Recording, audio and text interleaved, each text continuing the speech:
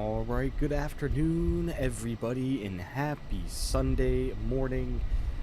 Excellent Sunday. It is very hot outside and I wouldn't be doing anything other than this just because of how hot it is outside. Currently right now as it stands in Boston, let's take a look at our METAR data for Boston Logan International Airport, which is currently where we are on the stand.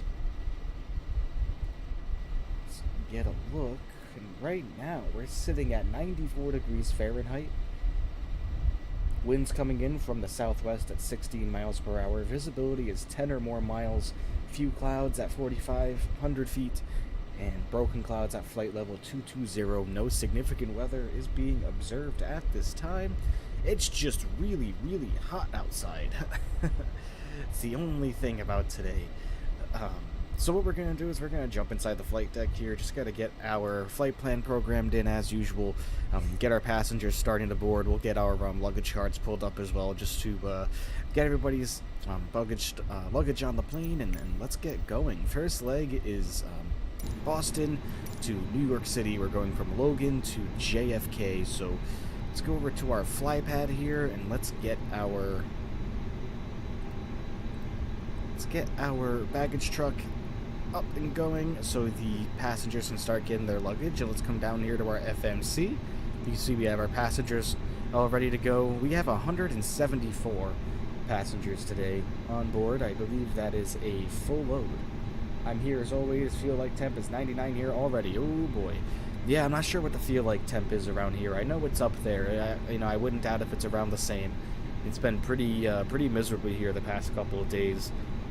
Yesterday especially was hot, let me tell you. But that's the summertime, and we're getting towards that part of the year, coming into August. So you can definitely expect it to be definitely a lot more muggy than usual and a lot more warm. And just this heat luckily is very dry. That's one thing I will say, is it's not very muggy, so that's really what I like about it. I don't like it obviously, but at least I don't feel like I just took a shower when I stepped outside. But we're going to start boarding the passengers. We hit that start boarding button right there. As you can see, they're making their way onto the airplane rather quickly.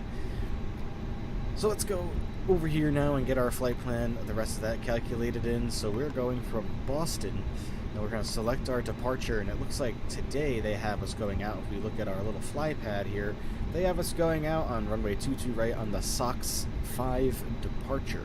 So let's come over here and select runway 22 right. There it is, 22 right on the SOX departure. There it is.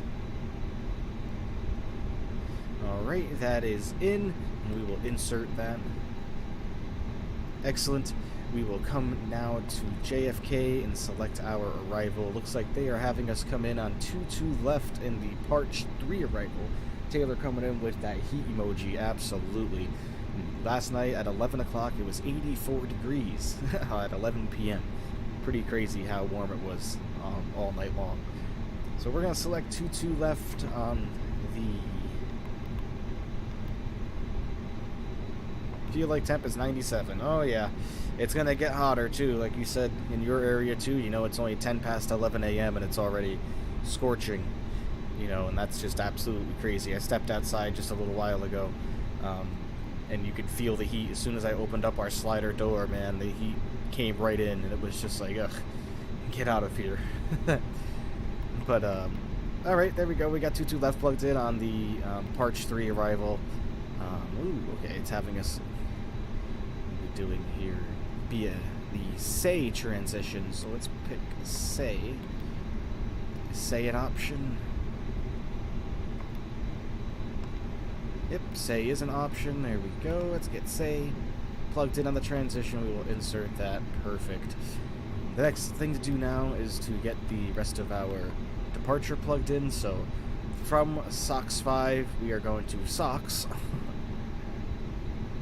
Oh wait, it's already in there. So from SOX we are going direct to Buzzard.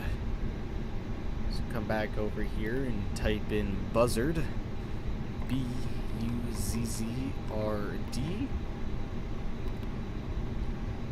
Oh no, that's not good. I spelled it wrong.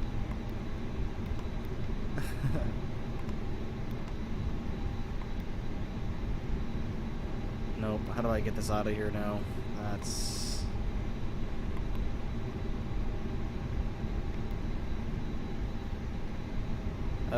Geez, I don't remember how to get this out of there now.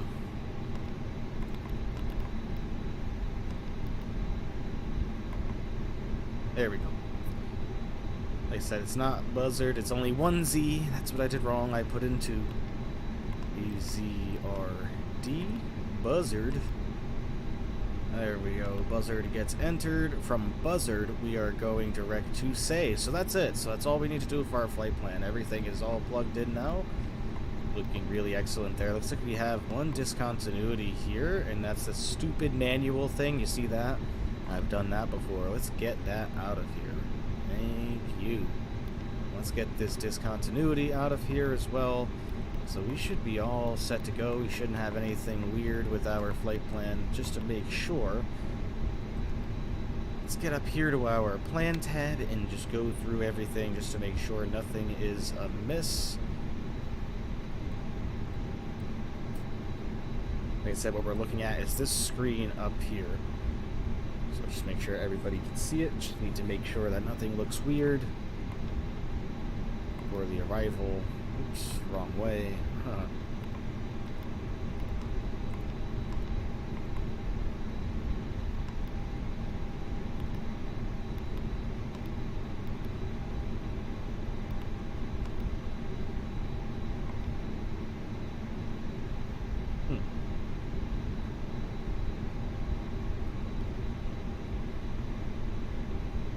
I think we can take this out of there.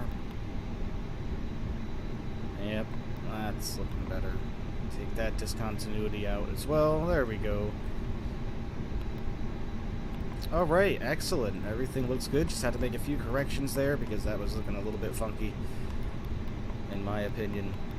But everything is looking, everything else is looking perfectly fine. So we're good to go. We're going to get this out of plan mode back into ARC. Our flight plan is all set. We just need to do our performance. But before we do our performance, we just need to make sure that all of our passengers are loaded. They should be at this point. We're going to wait and balance. Yep, everybody is boarded. We are all good to go. So we're going to come over here to our performance tab, and we are going to put in flaps 1. Flex 2 temp of 35, which is what we usually use, and our V1, VR, and V2 speeds get entered in, and we'll put in our transition altitude as well, which is 18,000. Alright, looking good there.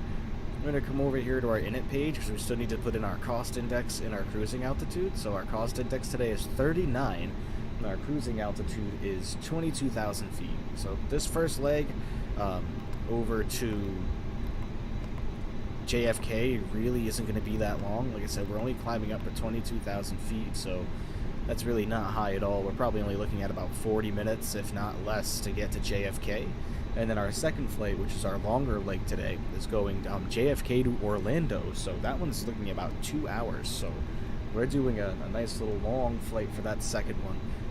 But we're all good to go on the inside of the flight deck here. We have everything entered in nicely, so what we're going to do now is we are just going to come over here and tell our ground service members to clear the area. We are no longer needing them. The baggage truck can go away. Let's get outside and take a look. There he goes. He's departing the airplane, and now what we're going to do is we are going to come up top and we are going to start the APU, so we'll get a fuel pump on. APU master switch comes into the on position, and we will click the start button. APU is coming on now, and we'll also come over here and we will turn our seatbelt sign on just to let everybody know that we are getting out of here, and we will turn our beacon lights on as well. We can go outside while the APU starts. Got another, looks like another A320 for JetBlue on the left of us there. Stunning visually. There's the city of Boston in the background. Getting ready to go here APU is firing up. While that fires up, I'm just going to throw this up on the screen like I usually do. We are sitting at 20 out of 25 subscribers for our goal, ladies and gentlemen. We have 1 week to finish to get to 25, so if you haven't already, really appreciate it if you would hit that subscribe button, like this video, and turn on notifications for the channel. That way you can be advised of whenever I go live, and you can join on every single one of our adventures. I would greatly appreciate it, and thank you to all who have subscribed so far. Again, greatly appreciate all of you. Really means a lot to me, so thank you. So our APU just finished getting started. We're going to jump back in the flight deck and tell everybody we are ready to push. We'll turn on the APU bleed. APU generator is already on, so we'll get the external power switched off, and we'll come over here and tell the external power unit to disconnect from the airplane, which she is. Perfect. We're going runway 22 right, so what we're going to do is we're going to pull up our VFR map here. I don't use charts or anything like that. No need for those, in my opinion. So here's our departure runway right here. Runway 22 right, so let's just zoom in and make sure. I'm not sure what that magenta line is. That's kind of weird.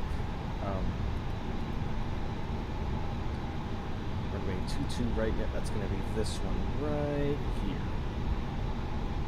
Or right here. 22 right. There it is. So we're going to push back to our left. All right. Looking good on the pushback. Let's get our pushback ready to go.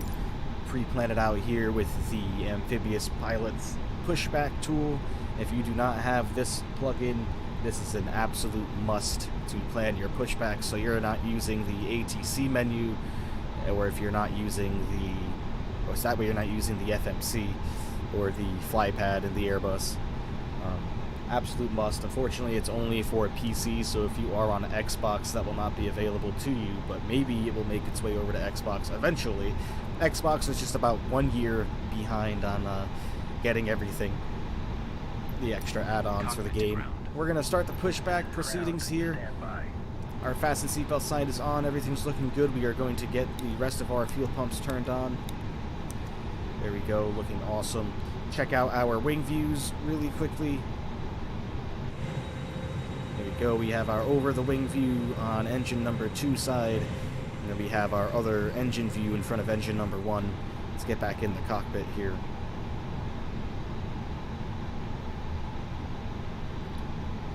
Come down here, seeing as this is where we need to go. As soon as he tells us that he is connected, there we go. Lifting the airplane. Parking brakes are set. You may lift. Parking brakes set. Lifting the aircraft. There he goes. Just lifted the airplane so we don't damage the front nose gear or the front tire. Okay, cleared for push start. Cleared for push start. Please release parking brake. Flight deck gets locked first off. Parking brake gets released. Parking brakes Ignition switch gets turned over to start. Commencing pushback. You can start the And engine. we're going to start engine number 2 first. So engine number 2 coming into the start position.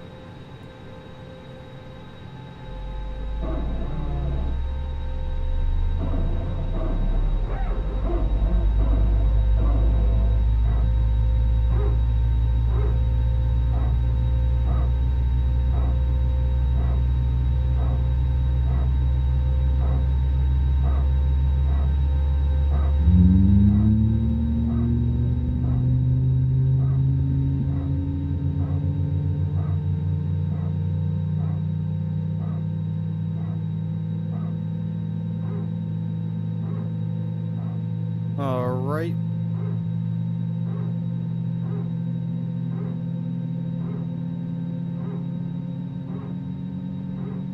Wow. Our pushback tug has us really elevated there. Let's have a look outside at that. Look at that. Oh my god. Absolutely ridiculous. Dragging the tail on the ground. Absolutely fantastic. Let's get back inside the cockpit. We'll start engine number 1. Engine number 1 lever comes forward. Let's get out here. Look at the angle. What is going on with our pushback driver? He's gonna drop us like a stone, man. And our airplane is scraping off the ground as he pushes us back. Absolutely fantastic. Somebody needs to fire this guy. Engine number 2 coming to life. Look at this. Oh my goodness.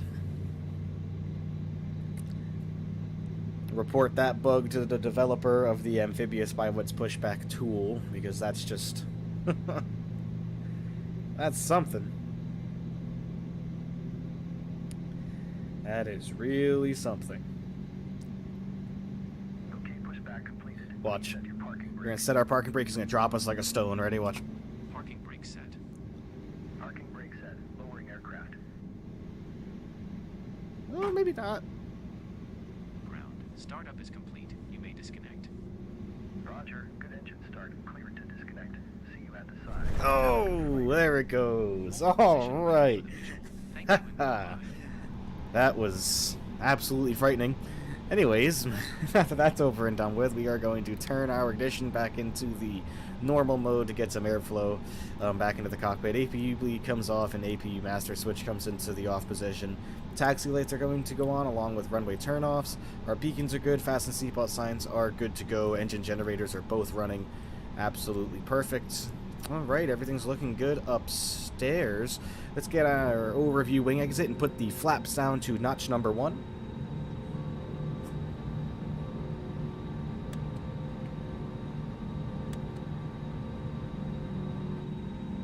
Alright, flaps down to notch number 1. We are ready to go, ladies and gentlemen. So let's taxi out to our runway, release the brakes. She should start rolling on her own.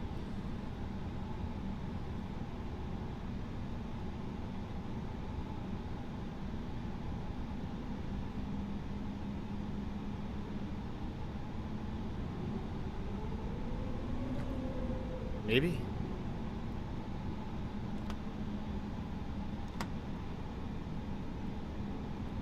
You gonna start rolling here, please?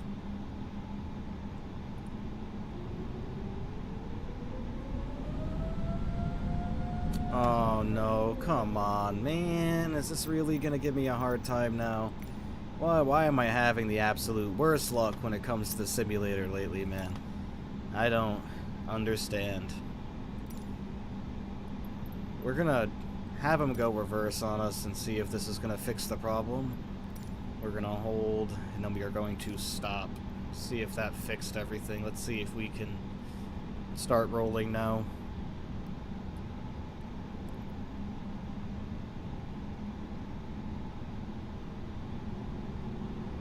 Nope. Looks like we are stuck for whatever reason.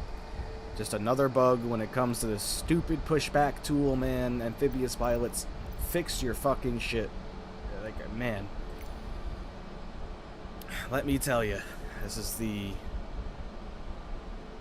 simulate nose wheel lift. Maybe we'll turn that off and see if that helps us out, because this is the last few times. It's happened twice now with this airplane, where once the pushback is over and done with, the airplane just doesn't move.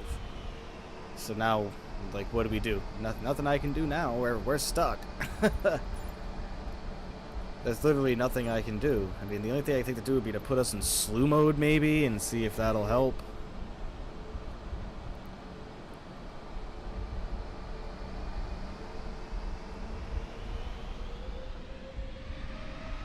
Nope. See, we're like glued to the ground. What a pain in the asshole, man.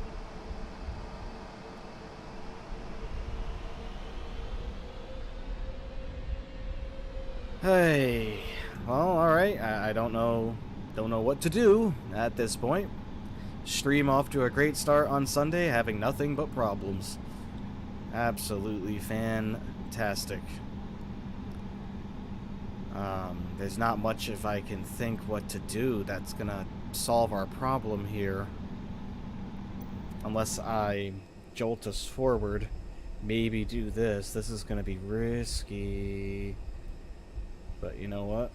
Give us a little bit of height like that and then drop us. Okay, that's why I didn't want to do that. But did that work though? That's the question. I don't think it did.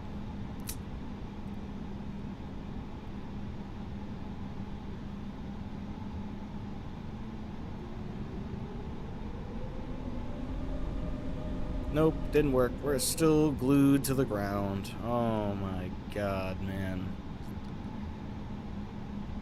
I don't understand. Brake fan hot. Okay.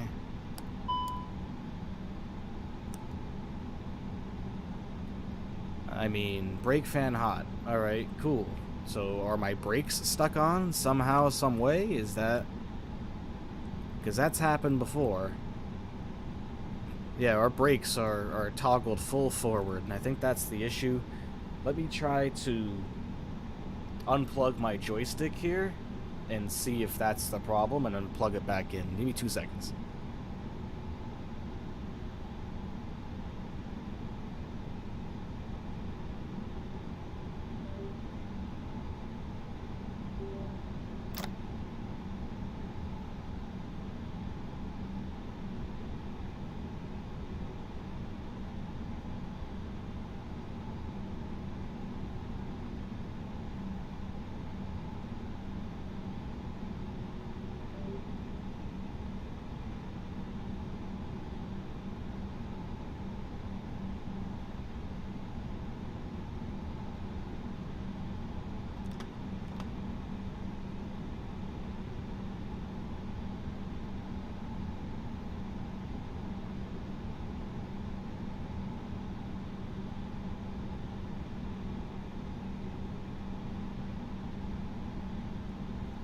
No, it's not. It's our brakes are fully stuck forward. That's the problem. The pedals are on full forward tilt when it comes to the brakes for whatever reason. And of course, we're having a problem on a Sunday afternoon where this was supposed to go nice, and it's not. So bear with me a moment. I'm going to try to fix it.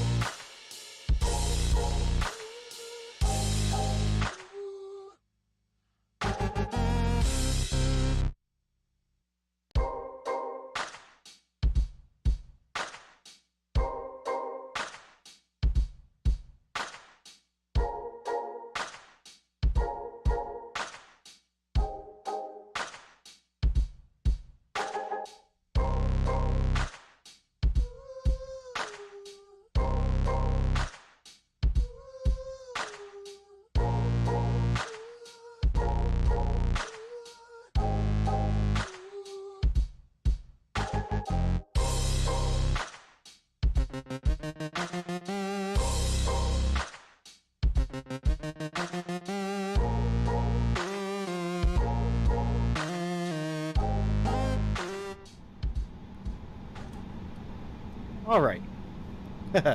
Sorry about that, everyone. Of course, we had to have struggles. Wouldn't be a day of Microsoft Flight Simulator without the problems, but we should be all good to go now. Engines are...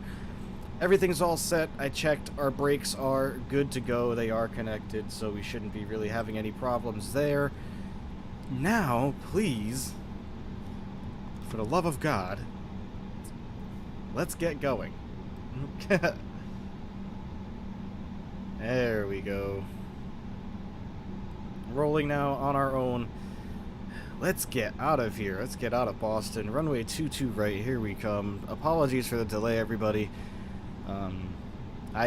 What I had to do was I had to reload the whole simulator, literally everything, and put all the flight plan back in, push back the airplane again, so I legit had to get everything restarted at that point. I wasn't going to mess around with the controls and you know, just because of a bug that that pushback program was definitely what it was. No doubt in my mind. So yeah, I'm gonna have to get a hold of not get a hold of the developer, but go on his website and post an angry rant. Well, not an angry rant. It'll be criticism and just letting him know about the bug. But anyways, flaps were all good.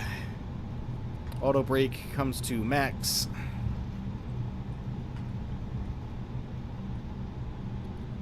Come down here, get our spoilers armed.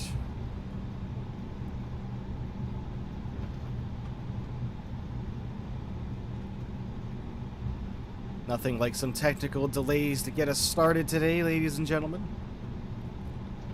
But this time I stuck through it. The game's not crashing, so that's the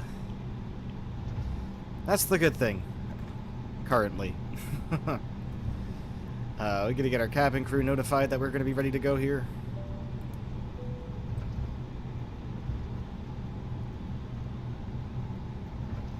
Get our takeoff configuration set.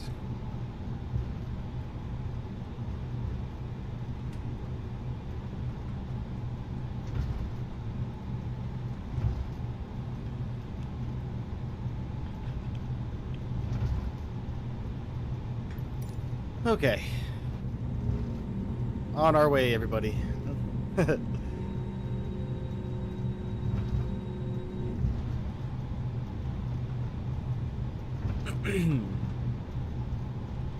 As mentioned, first leg of our journey takes us to JFK International Airport in New York, New York.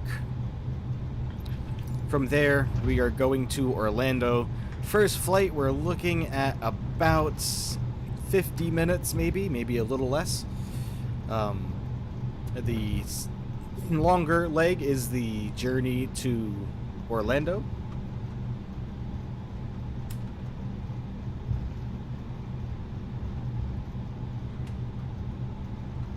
That's sitting at just over 2 hours, our journey to Orlando. So we are starting to approach the runway here. We are almost ready to go. Again, my apologies for the technical difficulty that we experienced when we first pushed back the airplane. I knew something wasn't right. Our brakes, for whatever reason, were stuck at full forward, our toe brakes. And that would be why the airplane tilted backwards and was dragging on the ground. When we were pushing back, I should have seen that as a warning sign that something was going to go wrong. Well, we're going to turn right on to 22 right here, and we are going to stop the airplane on the runway. No turn and burn today.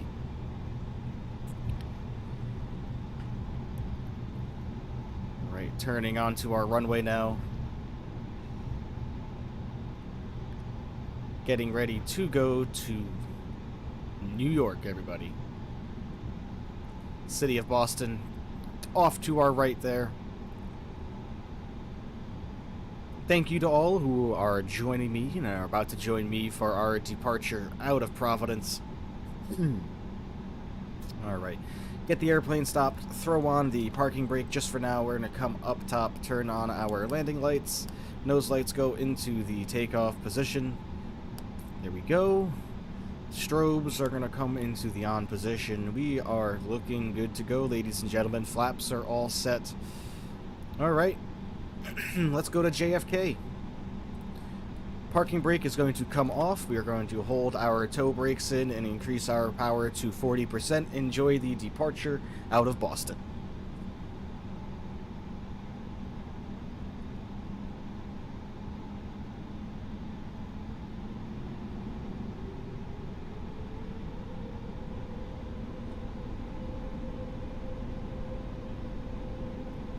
Alright, toe brakes come off, going up to flex power.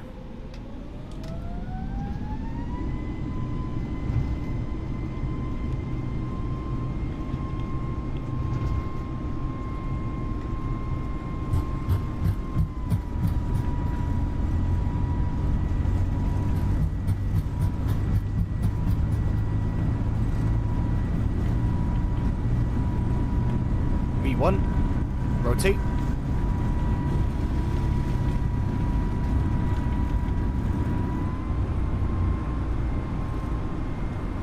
Positive rate of climb, gear comes up.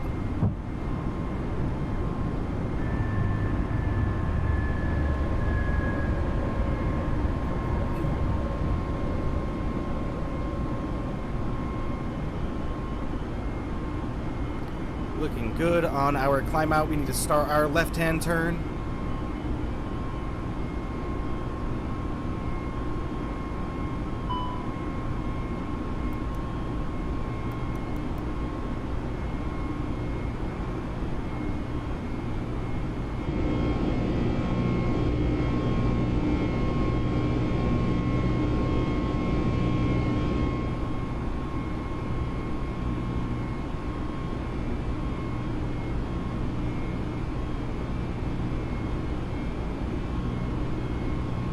Alright, levers coming down to the climb position, lowering the nose.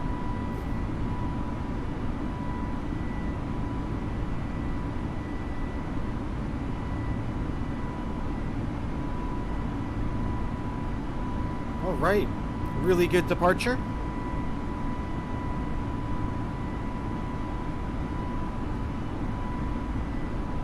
About to start another turn here momentarily. Still underneath manual control. Autopilot has not been engaged yet. After our next turn, we will engage the autopilot, get some different views. But what a lovely departure, just passing through 5,000 feet. Looking really good. Just realized that our flight progress bar also is not up and showing. Again, our left-hand turn here. Lower the nose just a little bit more. Flaps are going to come forward.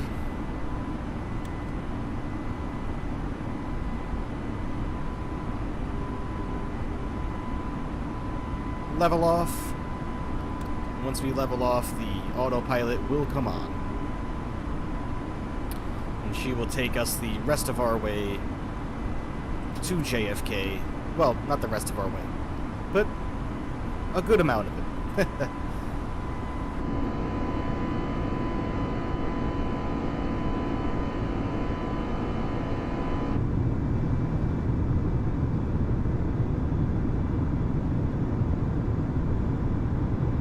Absolutely awesome departure out of Boston. Thank you everybody for joining that departure. We're going to turn down the in-game volume just a hair. There we go. Alright, let's get back inside the flight deck, make sure nothing is going wrong, making sure we're staying on course, which we are. Starting another right-hand turn. We can go out to the wing for that.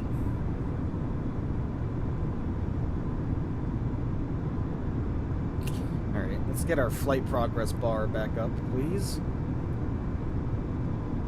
Hey, boy.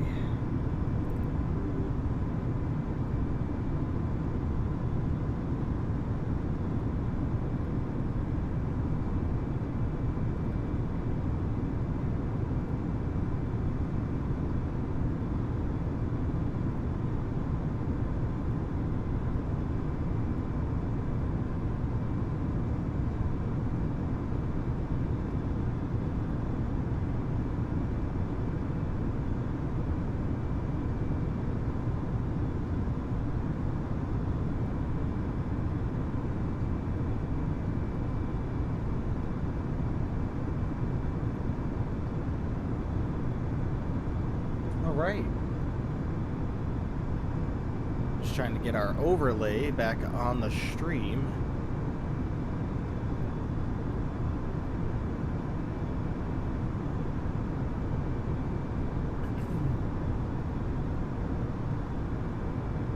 Come on, overlay, where are you?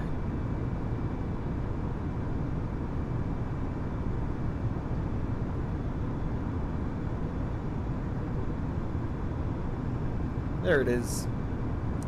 Alright, got our overlay bar back up for our flight status. As you can see there, we just passed through 12,500 feet, 170 nautical miles to go until we reach New York JFK. Let's head back into our cockpit because we need to do a couple of things here. We need to come up top, we need to get our landing lights off, we need to get our nose lights into the off position. Okay. Looks like we're doing really well, only going up to 22,000 feet. As I mentioned, it is not a very long flight to JFK from Boston. Turn down our game volume and let's step outside.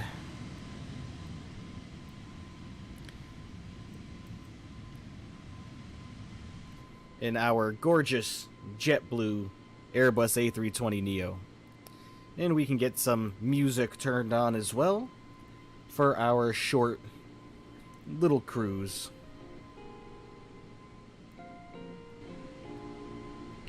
Alright, just want to remind everybody again to please hit the like button on the stream, hit that subscribe button, and turn on notifications for the channel so you'll be notified whenever I go live. Thank you all joining me on this Sunday morning. Hope everybody had an absolutely fantastic weekend. Thank you for spending your time with me again, and thank you to all who have subscribed so far. We are 5 away from our goal of 25 subscribers by August 1st, so if you haven't done so, please hit that subscribe button. As I said, I would greatly appreciate it. Just about to pass through 17,000 feet here on our way up to 21,000, or 22,000 rather. On our way to New York JFK. Our second leg is going to take us to Orlando, Florida. That's about a 2-hour and 4-minute ride.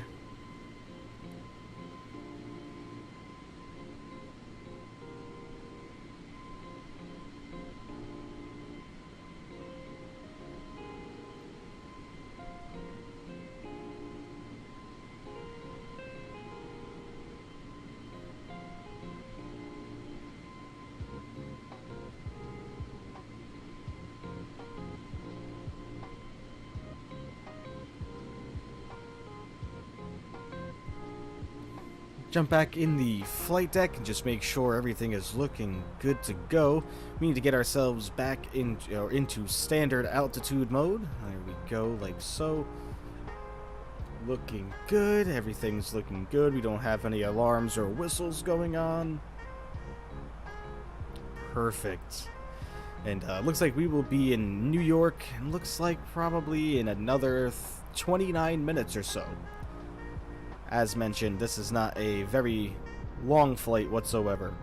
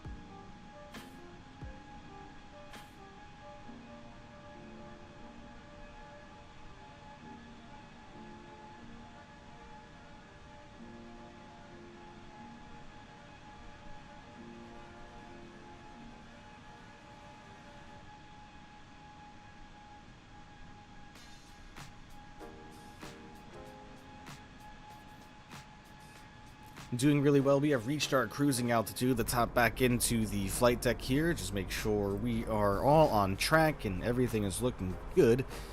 Looking so far. Cruising looks like 22,000 feet. Enter destination data. Perfect. Let's get that ready to go. Come inside here. Go to performance. Hit next phase. Next phase. There we go. We need our temperature and our QNH for JFK, so we're going to type in 30.03 there. 30.03 on our QNH, and our temperature is sitting at 32 degrees Celsius. So come down here, 32 degrees Celsius, and we need to get our average wind. We are getting bumped around by some turbulence. In case you couldn't tell, 230 at 13 knots is our 230 at 13. Alright, looking good there. And our barometric pressure is what we need now.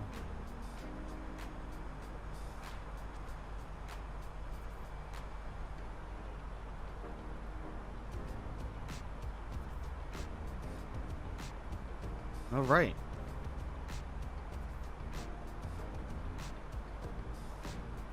Barometric pressure. We need to grab that real quick.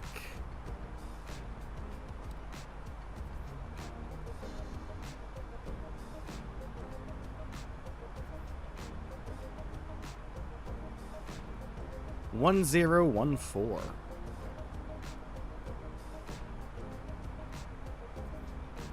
Alright, perfect. We're all set up on our approach into JFK. We have about 147 nautical miles to go, so we're going to come over here and we're going to calculate our top of descent now. And current altitude, we'll sync that in. Our target altitude is looking like it's going to be about 1800, I would say.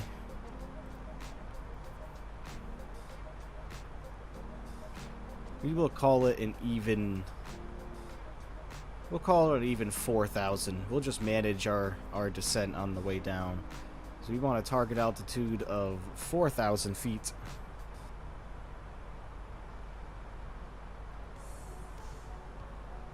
Vertical speed, we're going to want to go down at 2,000 feet per minute. And we want our ground speed 250 ground speed. Oh boy, what did I do?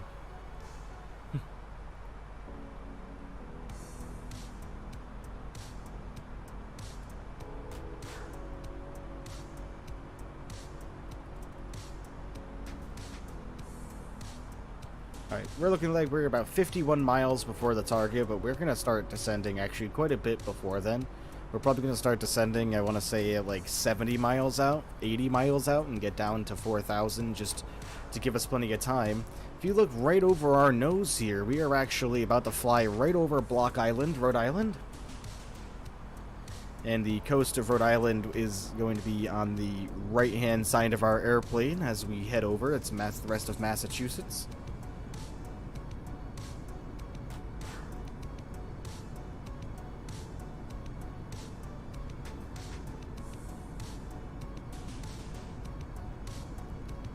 Like I said, flying over the coastal region of Rhode Island, you can see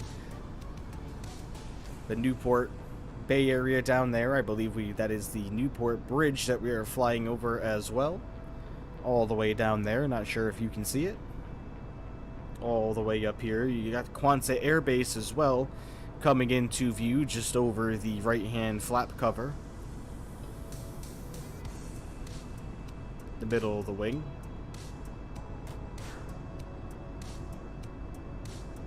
And you can even see TF Green Airport out there as well. So there's TF Green Airport right here. This Quonset Air Base right here. Really, really cool. Really, really cool. And there's the Newport Bridge right here. And then the Jamestown Bridge. Looks like it's not quite rendering in, but it's down there as well.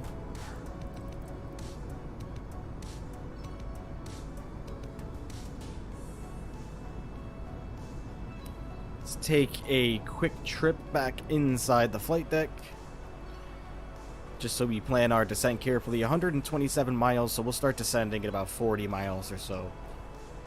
Get back outside. There's the Rhode Island coastline. Block Island is right below us. Where is it? There it is. There is Block Island, Rhode Island. And now we are coming over the coastlines of Narragansett over here. So if we look from our flight deck window or inside the cabin, there we go. We can see the Narragansett area. Like I said, this was the Newport area over here. And now we're flying over the Narragansett area off to our right over here. It's all Narragansett in here.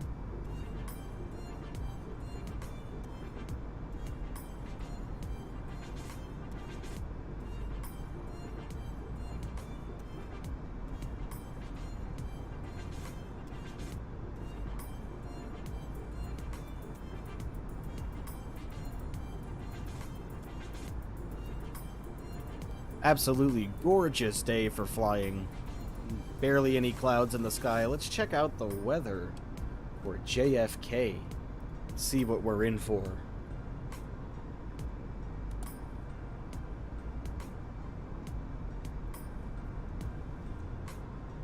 Looks like JFK right now is currently sitting at 93 degrees Fahrenheit.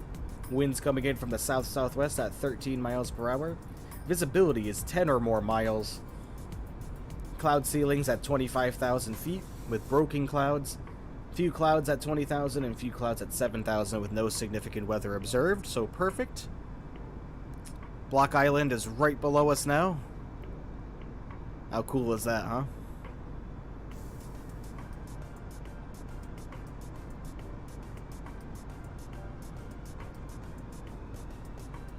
Block Island. There's Block Island State Airport, that little strip right there that you're looking at. Fly right over the block.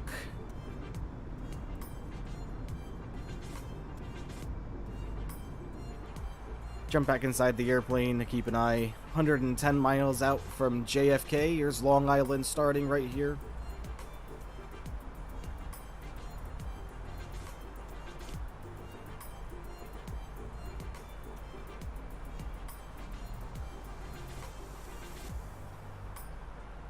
Looking really, really good so far.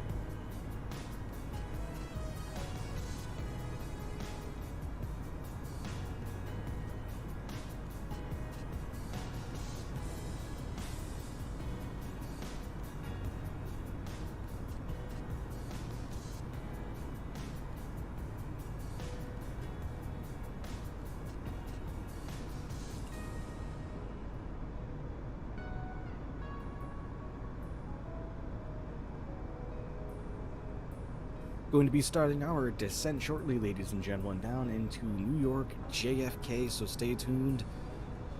And thank you for spending your Sunday morning and now Sunday afternoon with me. Really appreciate it. Thank you.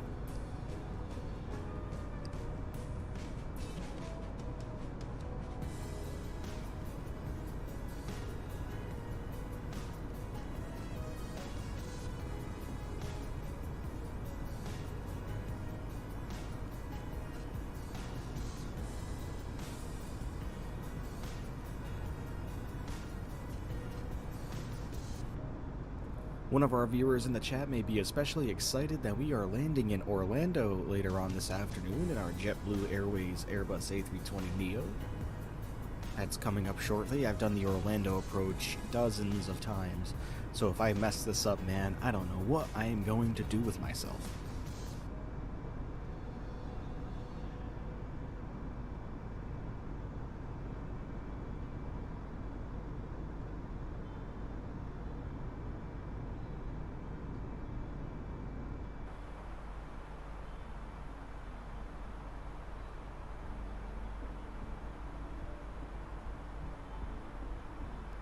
Alright, we're going to start looking at descending now, so we're going to come up here over to our speed. We're going to bring us into managed speed mode, and I want to slow us down right away. Down to 260 knots. Just so our speed can be better managed for our descent.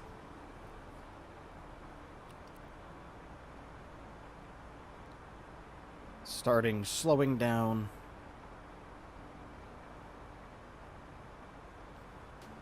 And let's get that plugged into managed. Let's get our vertical speed plugged into managed as well. Let's start descending 2,000 feet per minute.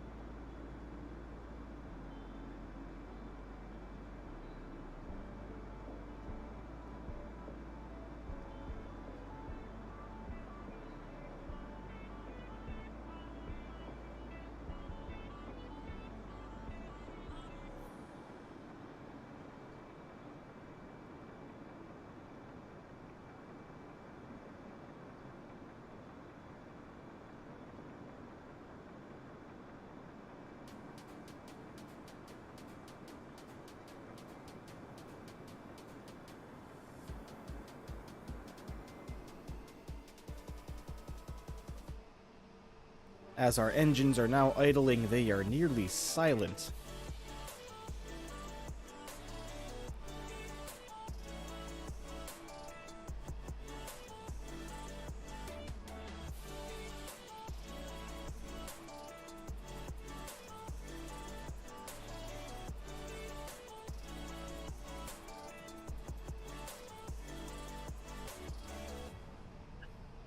So, how was everybody's weekend? Was it good? I went to a reptile and exotic animals show and I brought home another new friend.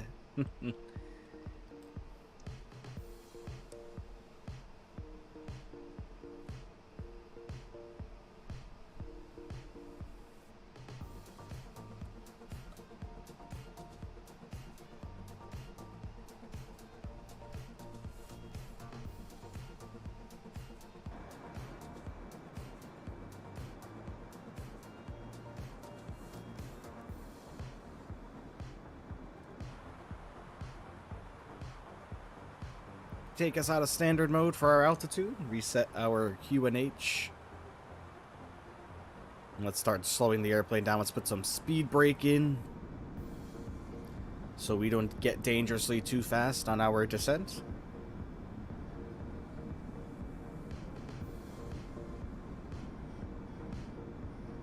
You can see our speed in the top right hand corner of our flight information bar decreasing.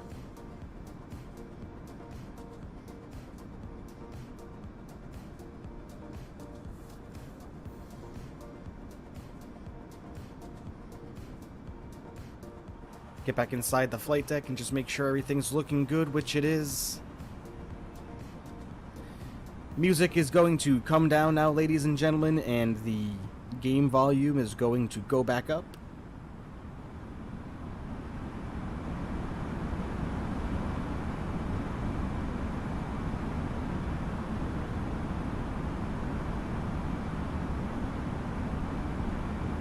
As we descend down to 4,000 feet.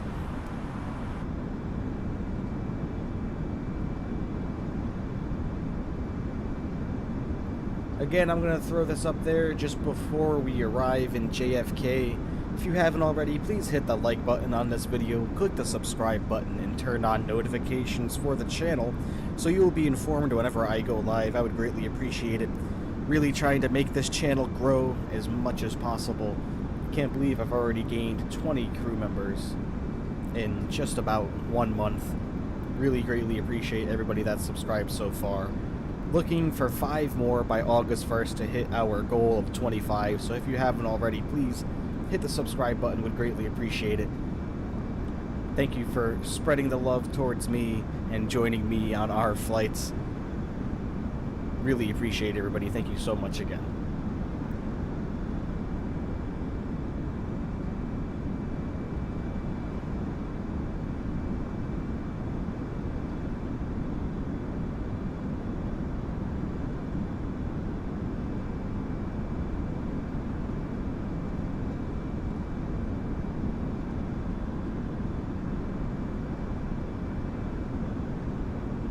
jump inside the flight deck again, just make sure we are looking good on everything. Which we are, just coming through 12,900 feet now, on our way down to 4,000 feet. We are 54 miles away from JFK.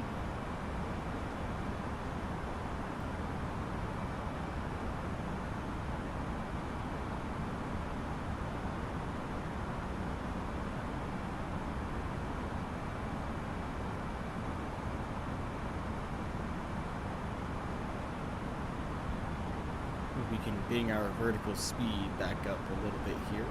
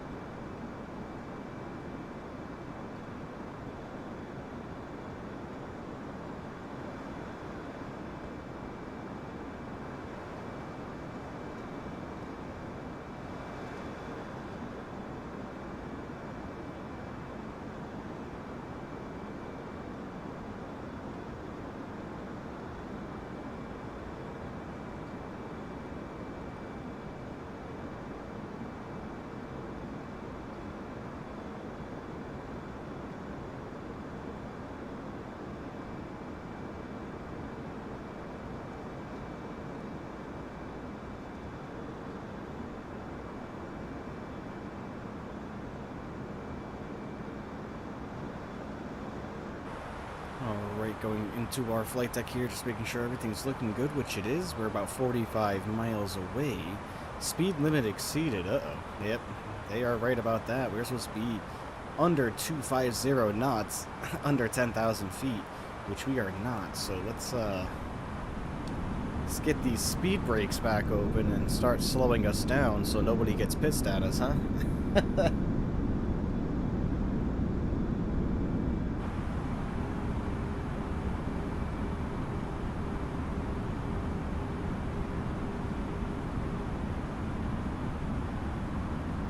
Speed limit exceeded. Nobody has to know about that.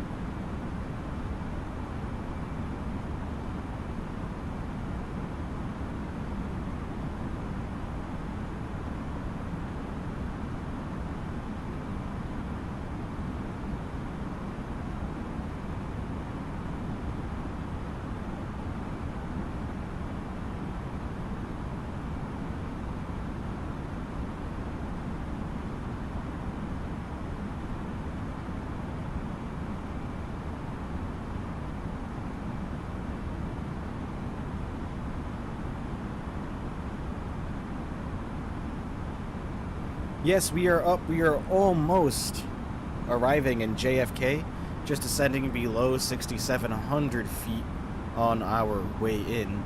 We are going to slow up our descent now even more. We'll bring ourselves up to 5,000 feet when all is said and done.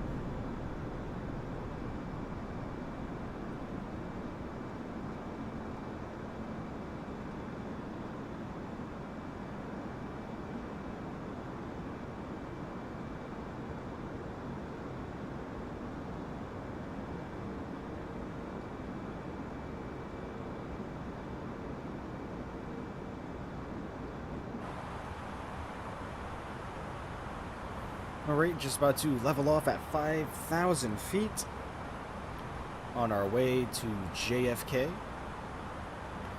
We are about 34 miles away, so I got us descended nice and early here. We'll have no problem cruising at 5,000 feet for a very short amount of time, just to make sure that we have our speed under control. Like I said, it doesn't really matter, honestly. We're not using ATC, and we're not flying online with any other simmers, so it's not really going to affect us much, so I'm not really concerned either way.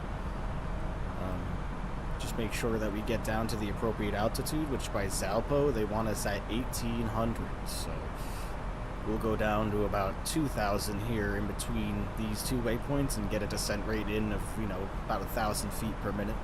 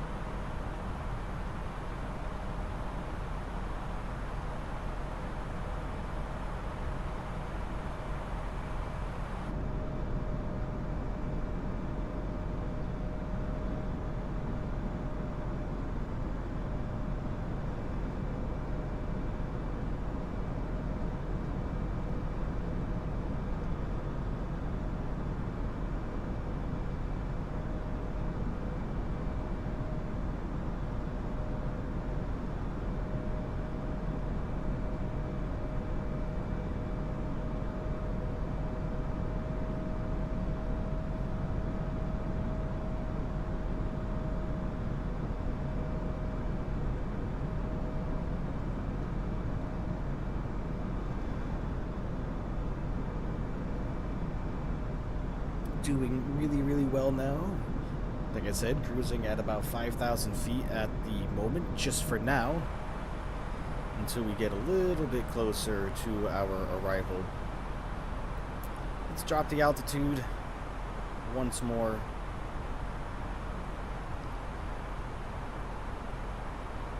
And lower our speed just a little bit as well, down to 220.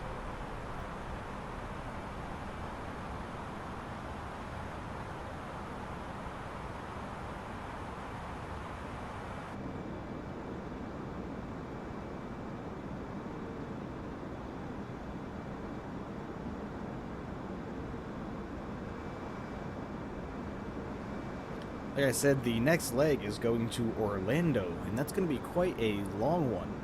2 hours and 3 minutes on that flight time.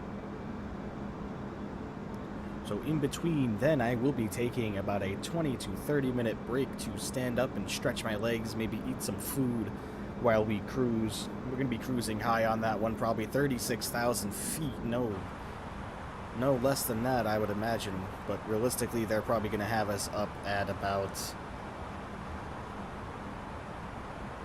They're probably going to have us up on that one probably higher than that, so 38 is what I'm expecting for that.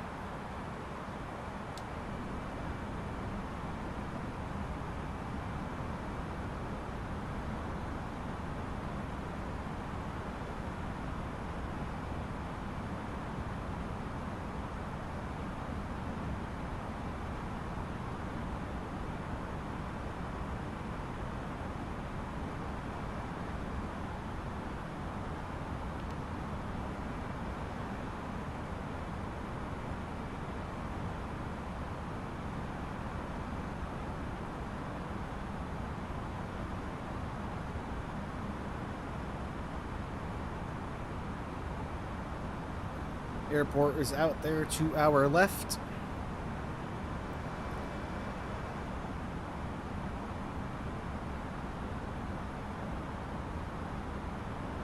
Get a notch of flap coming down. Flaps to notch 1.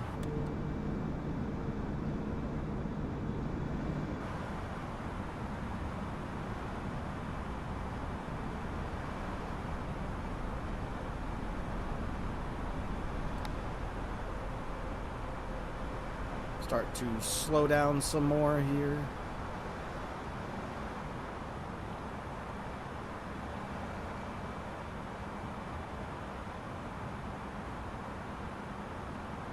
$2,500. 2,500 feet. Be landing momentarily, everybody.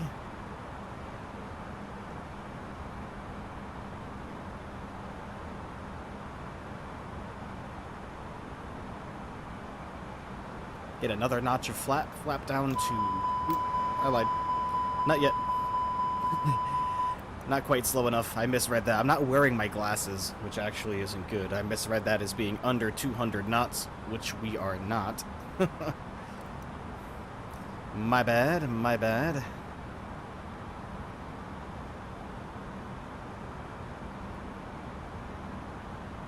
There we go. We should be safe to add another notch of flap now.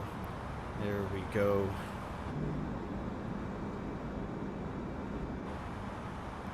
We are about to make our final turn here.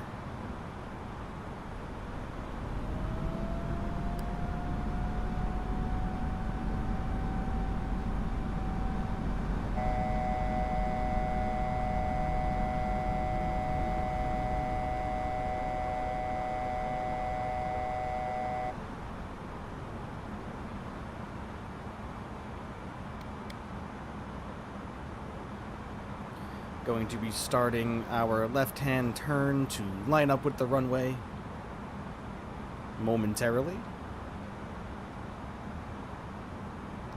Another notch of flap comes down, flaps 3. Auto brakes for us are going to go to medium. Spoilers are to come down here and get armed.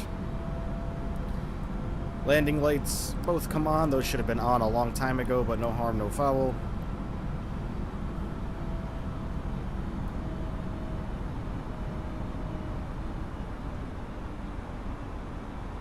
Come over here to our performance page. Approach mode. 135 is going to be our approach speed as we turn left towards our runway now.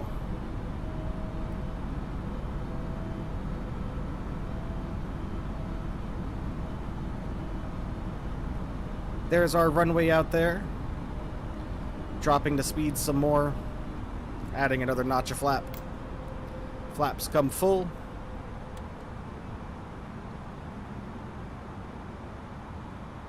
Let's go down here and just look. 130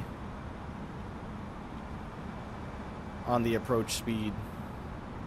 Landing gear coming down.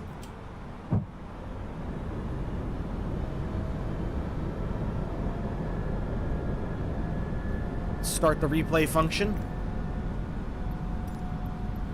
Go.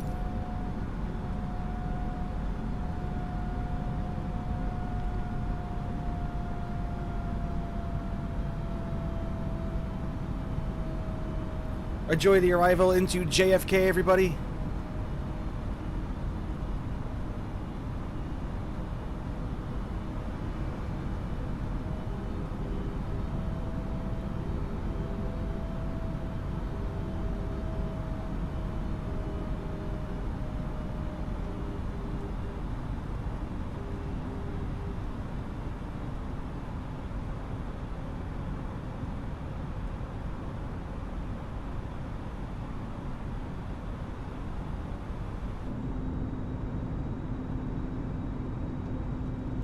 There's New York City out there in the distance. Coming back into the cockpit once we hit 1,000 feet rather, will be my control. And let's get her right on in, everybody.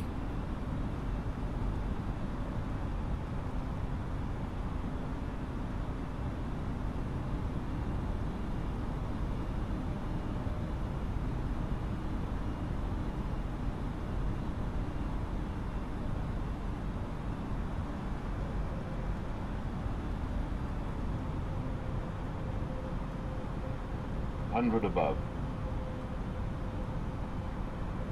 1,000. I control. Minimum.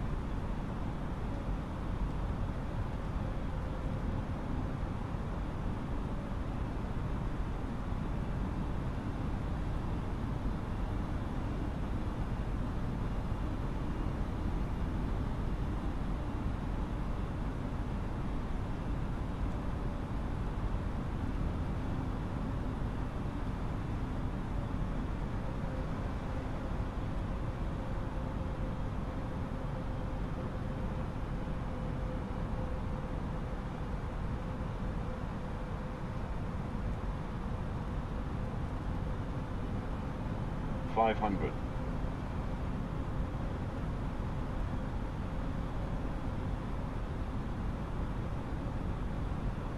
400.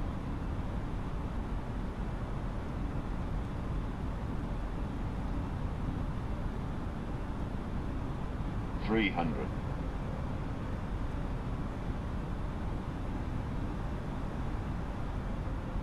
200. 200.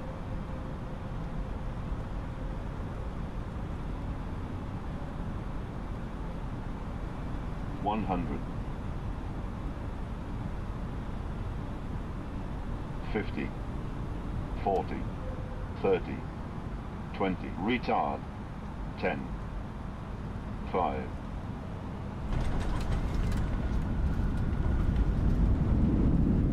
Well, that was a tough one. We might as well ask for an inspection.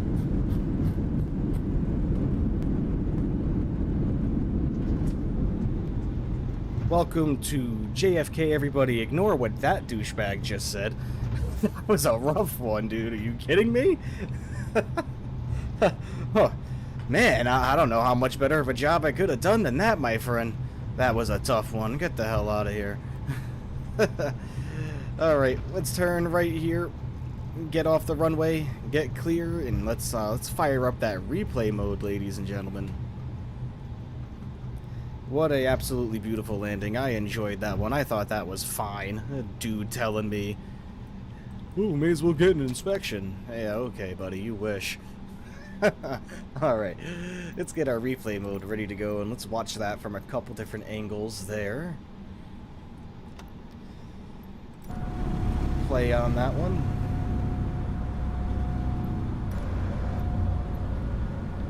Hit this angle first.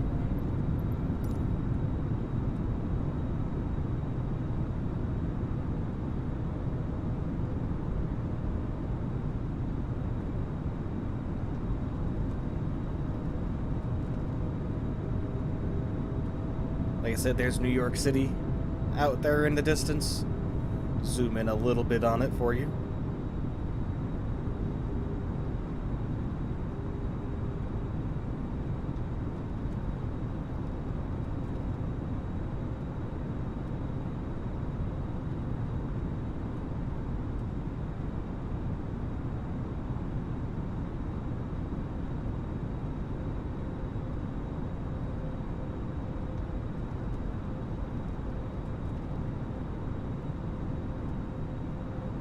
Some kind of dirt racetrack right there or something. That's cool.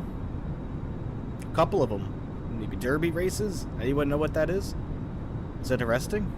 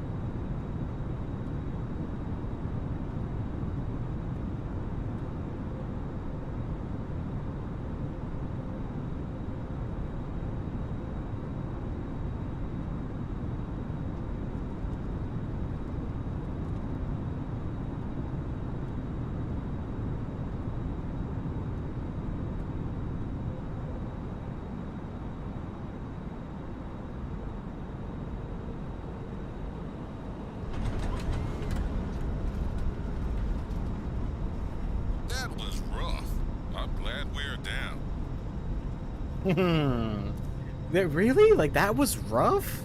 Like, man, what do I gotta do to impress our guy with the The guy that just loves to give us his opinion on our landing feedback. Let's turn him off. We don't care about what you think, buddy. I thought that was absolutely fantastic. Did you get my last message? Been in and out of the house. Last message on here? Yes, I did. Been in and out of the pool?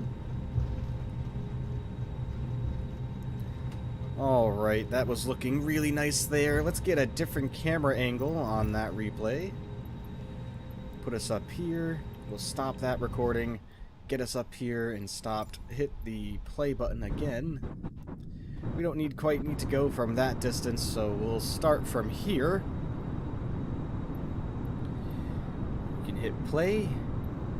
Get another view.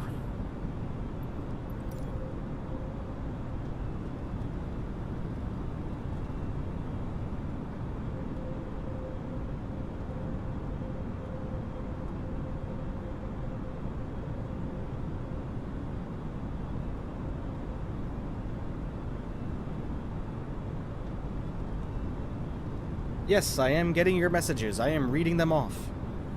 Are you talking messages in the chat, or are you messaging me privately?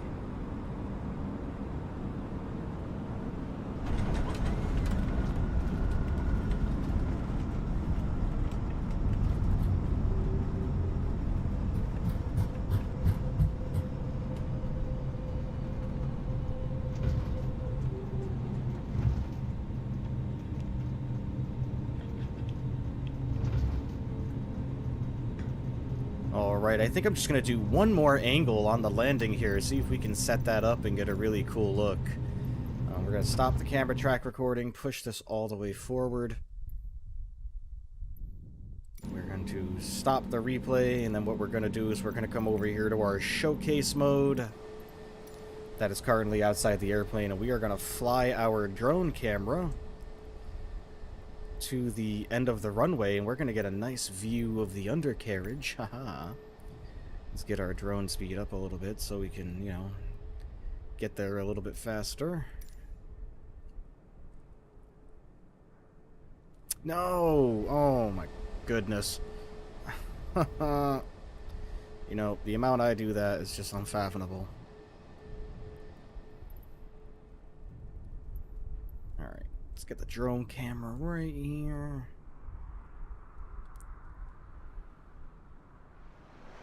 As if we are just hanging out on the highway. As everybody drives by us there. Let's get down a little bit more. Come back into replay mode and hit play. But we need to go to... There we are right there. That's cool, huh? Get back to camera track recording. Let's get back to our camera. Let's go back to showcase, which reset. That's awesome. Oh my god. Still learning the replay thing. But we can get there and get this cool view even though it's taking a while.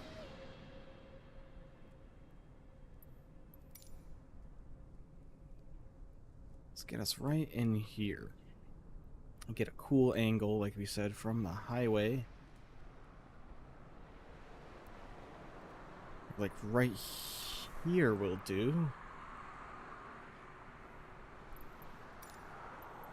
Now we should be able to play this. Oh, yep. That's because drone follow mode is on, is that right? Yep, we don't want drone follow mode. Nope, there we go.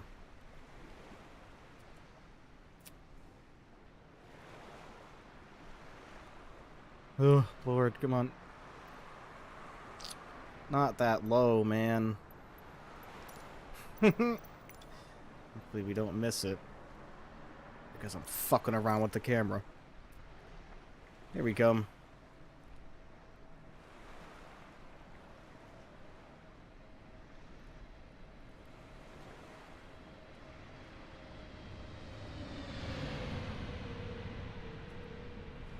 Look at that, huh? Isn't that cool?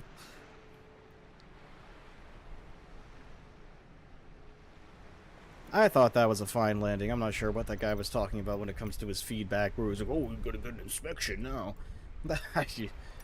Brother man. I thought that was absolutely fantastic, so... Alright, let's get taxied to our gate, everybody, so we can get on to Orlando. Are you getting your mom's... Okay. So, Ma, are you messaging me privately? Did I get your message? Is everything okay? Like, I need a little bit more than that.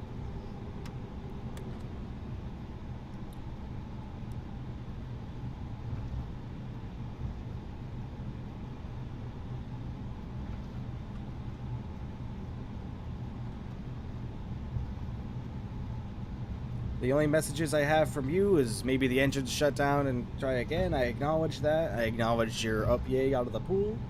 Did you get my last message? Been in and out of the pool and house? Yes, I have been seeing your messages.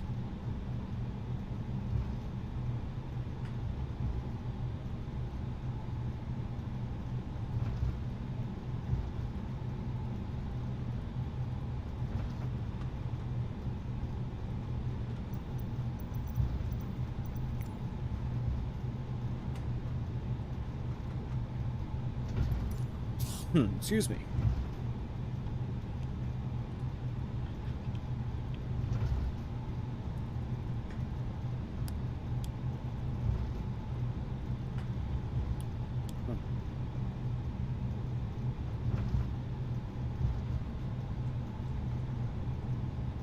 Excuse me.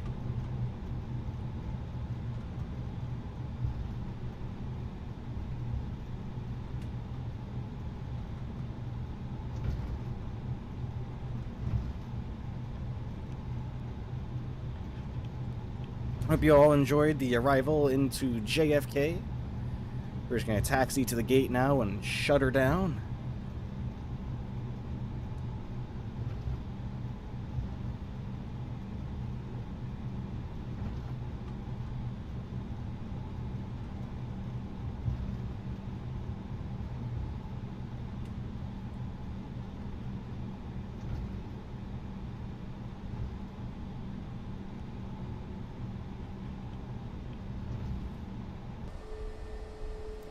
For where we should go here to park, I would like to be with another JetBlue. I think I see one out there, so we're just going to taxi a little bit farther on.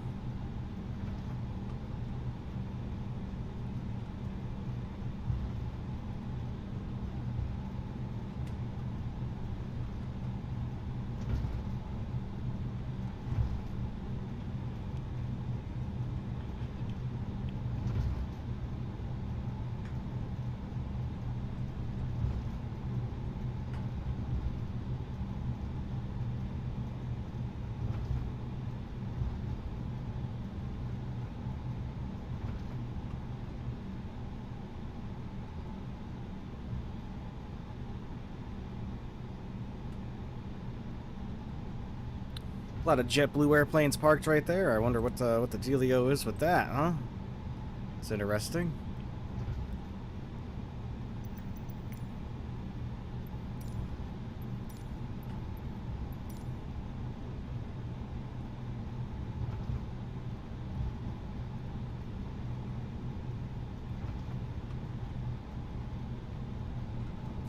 There's a nice JetBlue friend right in front of us there. Couple of them. We're going to take this first gate right in front of us.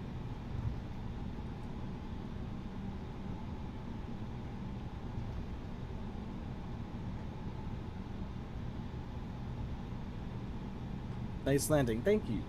Appreciate that.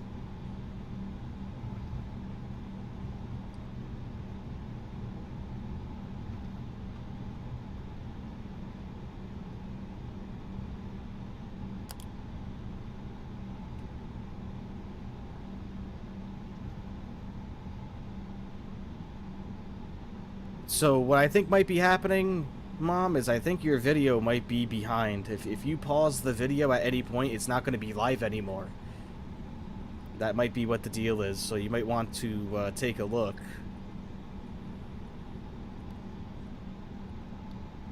Alright. Parked at the gate. Looking good. Forgot to start our APU, so we will start our APU really quickly.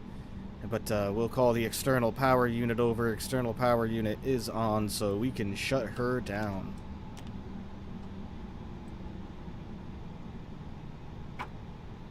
Alright, absolutely fantastic. Let's get our ground crew going. Yep, she's behind. Yep, she's behind. You can just tell. You got this. Yeah, she's like, I'm getting her chats as she's watching it, but alright. No big deal. I'll make sure to catch up and make sure to let her know to move forward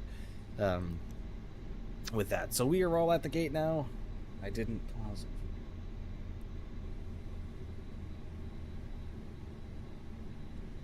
Yeah, your messages are coming through now. I'm not sure what was going on there. I just got nice landing. You got this. I didn't pause it. They're coming through now, so not sure what happened there, but it looks like it's working good now. Anyways, let's go ahead and get our services menu pulled up here. Let's get our jet bridge attached, and let's get our baggage truck attached as well, and get our ground power unit all up and going. So welcome to JFK, everybody. Like I said, next flight out of here takes us to Orlando International Airport in Orlando, Florida. Total flight time on that end. Come on, baggage.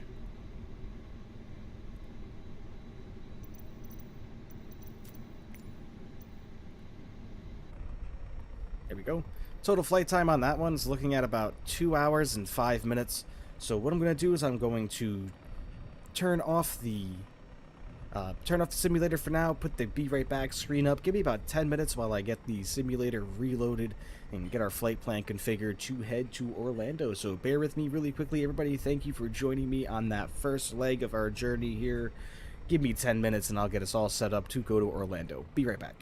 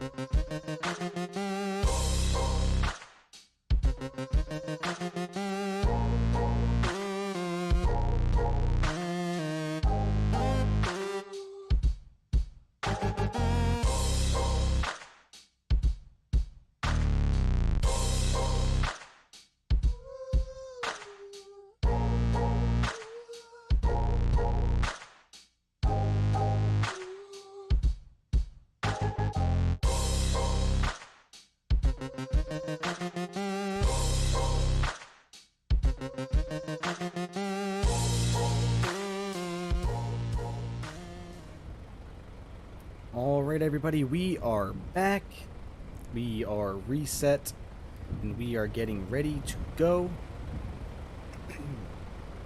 Here in JFK, about to get out of here to go to Orlando International Airport in Orlando, Florida. This is a long one, everybody. As you can see there, we got a distance of about 822 nautical miles. That's going to be about 2 hours and 5 minutes, I'm hoping. Maybe a little bit under if we can get a decent tailwind on our way out of JFK here. And only thing we have to do, as always, is hop back in the flight deck, enter in our arrival and our departure, get our performance taken care of, and then get the airplane pushed and started. So without further ado, let's get inside and let's get everything ready to go. So first thing we need to do is we need to get our departure information, which is right here. So we're going out of runway 22 right, which is the departure that we just, the arrival that we just took into JFK. So let's go over here. It's a direct departure as well. So let's just get 22 right put in. 22 right. Insert. Discontinuity. Let's get rid of that. Alright, now arrival into Orlando. Looks like we are taking 17 left. I have done this arrival many times. ILS 17 left. Alright, and we'll just take that straight in, direct arrival. Okay, looking good on that. Now all we have to do is check our flight plan. So let's just make sure everything's looking good.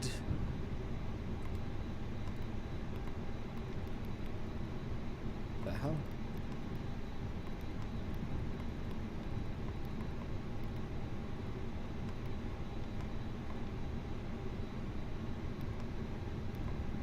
Alright. Check everything out. Looking good.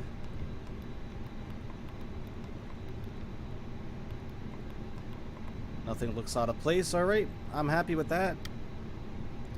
Happy with that. Let's come down over into our initial reference page. Our cruising altitude today is 36,000 feet. Let's get 36,000 plugged in on our altitude bug here. 36,000 feet. Alright, looking good. We'll flip that forward into managed mode. Alright, looking good there. Let's get up top. Let's get our APU started now. Click our fuel pump into the on position. APU bleed comes on. APU master starter switch comes on. And the start switch comes into the on position as well. And we will throw the fasten seatbelt sign on to let everybody know that we are going to be ready to push back. And we will lock the cockpit door. And we're going to come over here to our fly pad, and we are going to tell our services area to get out of the way. So our baggage truck, let's get them out of the way. Let's head outside and listen to the APU fire up. While we're listening to the APU fire up, let's figure out exactly where we need to taxi. So we are departing out of runway 22 right. Again, that's the same exact runway that we just landed on, which is right in front of us right here. So we don't have very far to go at all. So we're just going to push back to the left here and come straight out and taxi. Take a left and then right onto the runway. Perfect. Sounds like a good turn and burn departure to me.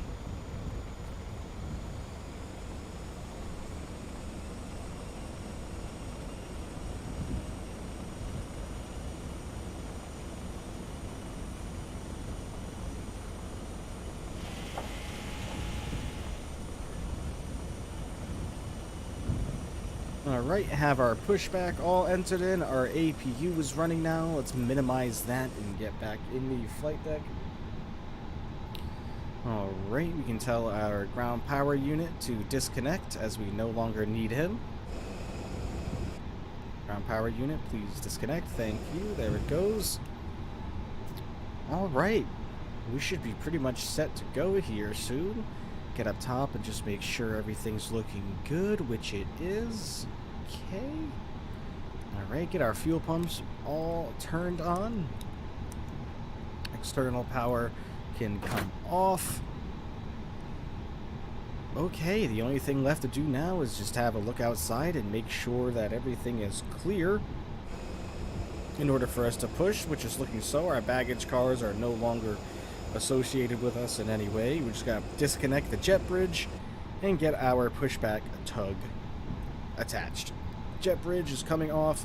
Let's hope we don't have any problems. Our tow brakes are not in the full locked position right now, thankfully. Parking brake is on. Alright, let's hope we don't have the same problem with this pushback this time. Cockpit to ground. This is ground. Stand by. Right. He's getting connected to the airplane. Let's go to Orlando, everybody. Let's go to Disney World. You can see New York City in the background back there, looking nice. People don't quite understand exactly how far away JFK actually is from the city. It's decently far. It's not very close. I mean, it's close, you know, 6 miles, 5 miles maybe, but not far, not close enough to get some really awesome close-up views of any buildings or anything, unfortunately.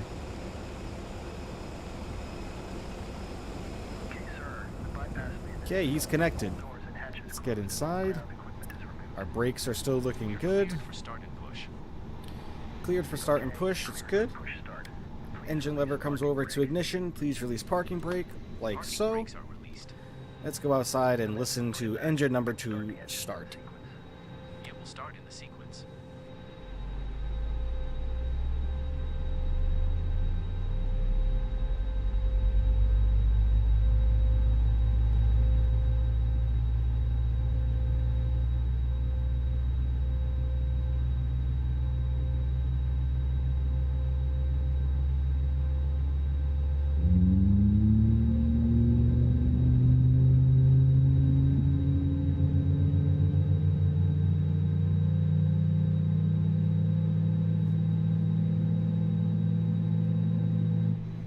Alright, engine number 2 is coming alive. Perfect. One thing I forgot to do, actually, was this. Whoopsies. There we go. Get our fuel up and going, because that wasn't correct. Come over here to our performance tab, and let's get this settled, because I forgot to do that as well. 35, V1, V rotates, and V2. Alright, fantastic. Engine number 2 has come to life. Engine number 1 coming into the start position. Let's get outside and listen. Or get inside, rather.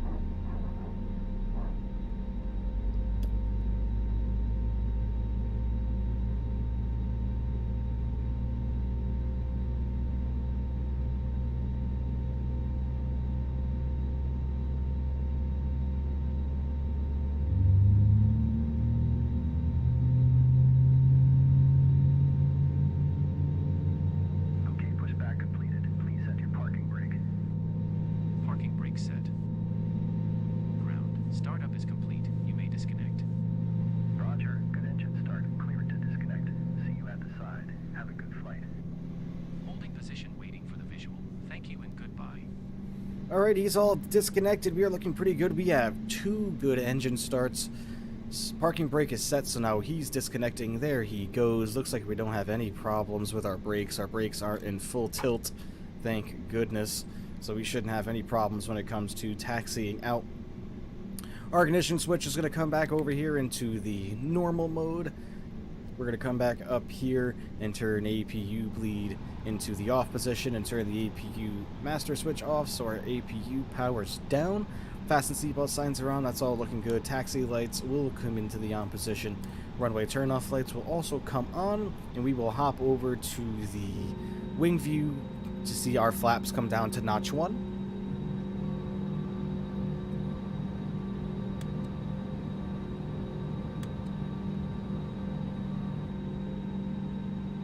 Alright, flaps came down to notch number 1. Let's get back in the flight deck and let's test our flight control surfaces real quick. We'll come down here, flight controls. We need full right aileron. There she goes. Full left aileron. There it goes. Back elevator, forward elevator, and then we need our rudder controls left and right. There we go, looking good. We are good to taxi, everybody. So let's come down here, release our parking brake, and let's go to Orlando.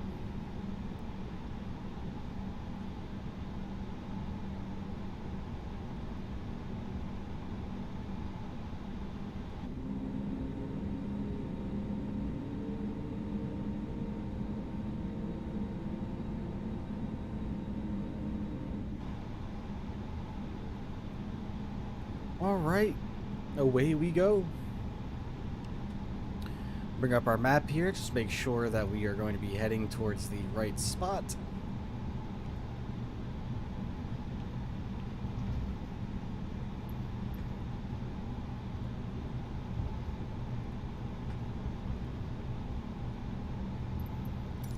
Which we are.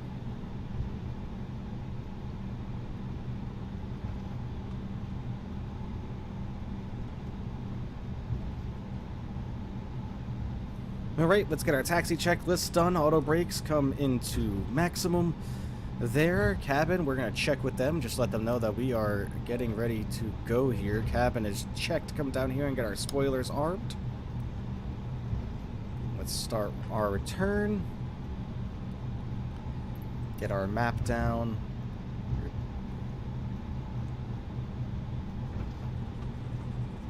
We are taking this left-hand turn right here.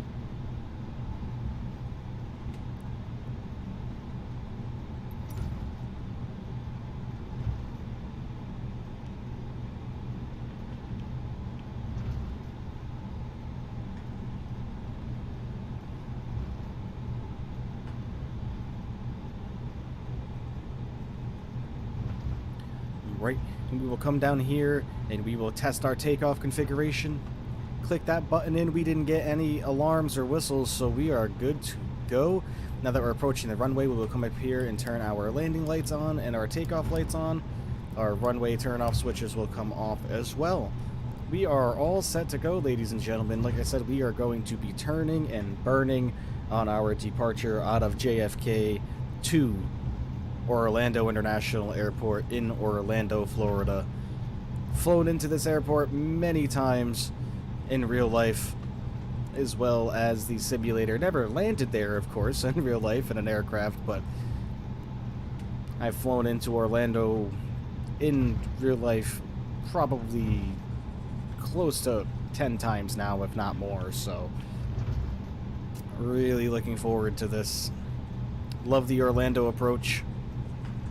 So easy, nice and smooth, nothing complicated about it whatsoever.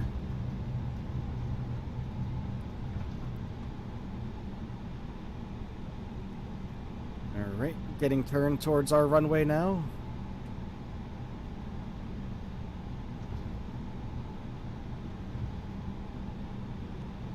Alright everybody, enjoy the departure out of JFK.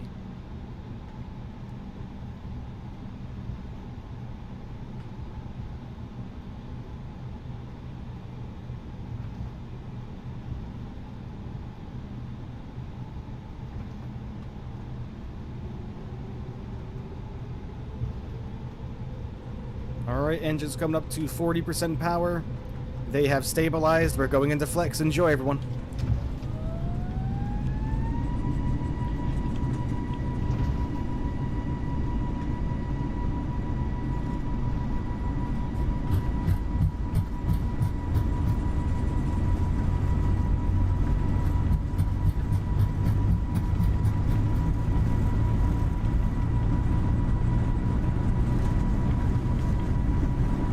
V1 rotate.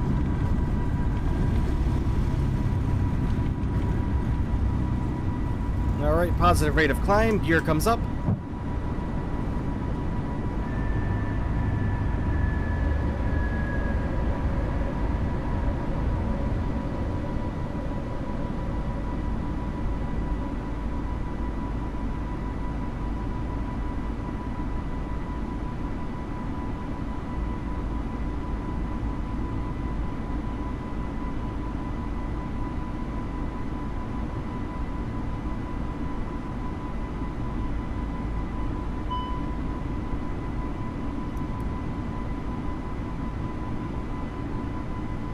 Alright, beautiful departure out of JFK.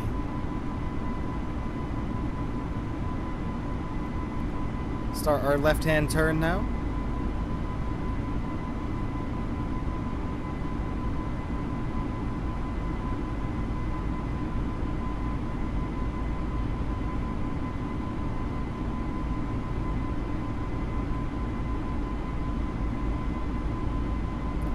Levers are going to come to climb as we lower our nose and bring us out of our turn.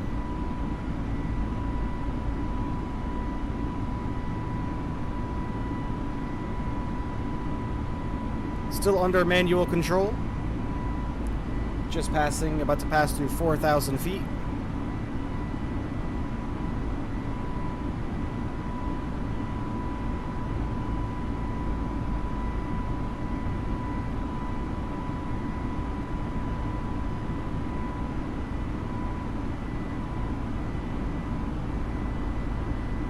And we can throw the autopilot on now.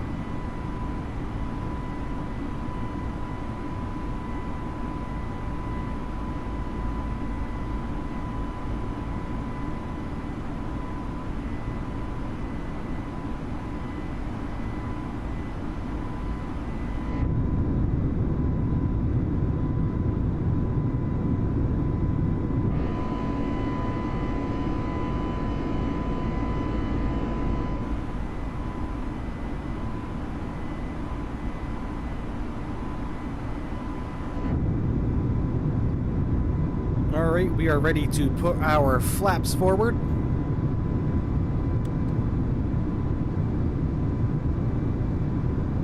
There we go, flaps have come forward now.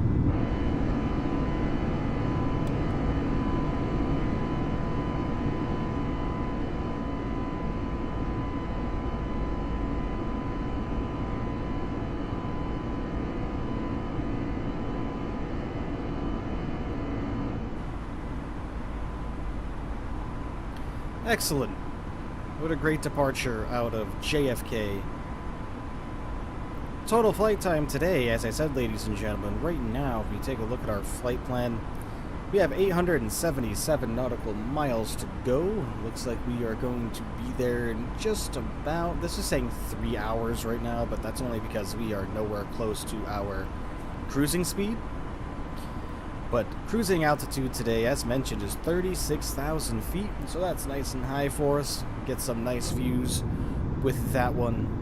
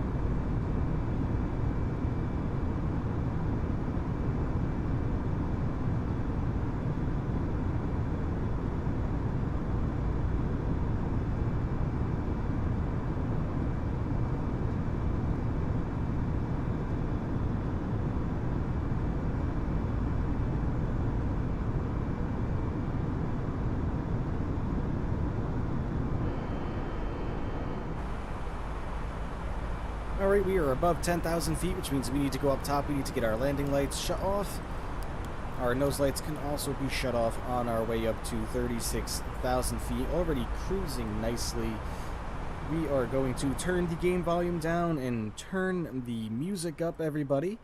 I know we all enjoy the music, and we will pop outside the airplane and give us a nice external view as we climb out over the ocean here, heading towards Orlando.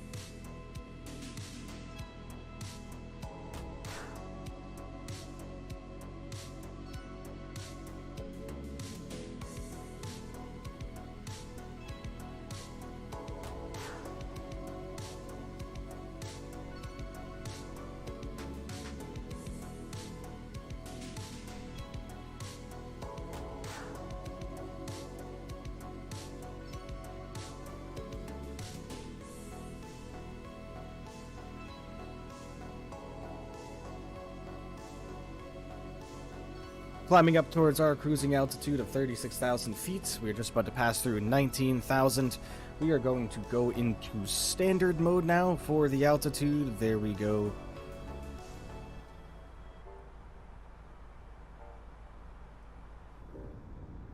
Starting a nice right-hand turn now as we climb up to 36,000 feet. So what I am going to do for now is I'm going to step away from my chair quickly so I can go grab something to eat. Like I said, this is a pretty long flight. 2 hours and 5 minutes probably total. So everybody bear with me just a few moments. I am going to go grab something to eat real quick. Maybe a little bit of a snack. Give me 10 minutes and I'll be right back with you.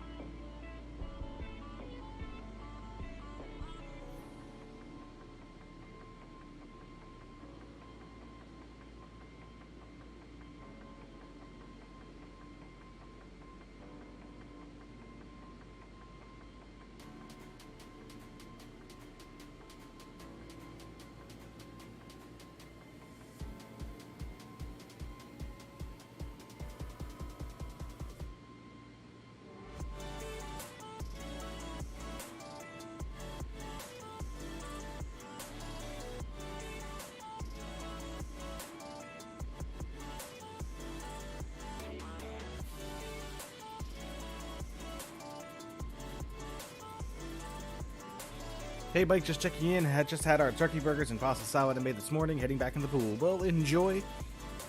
Enjoy the pool and enjoy your food. I'm just eating a little bit myself.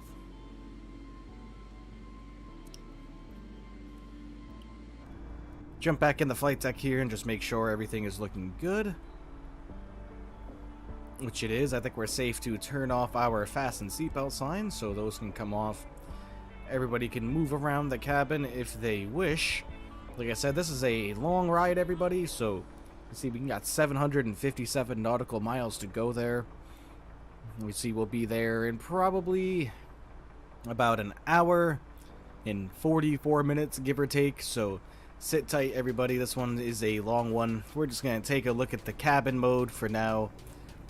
Go along with this view here for now while I eat some food and while I get us to Orlando.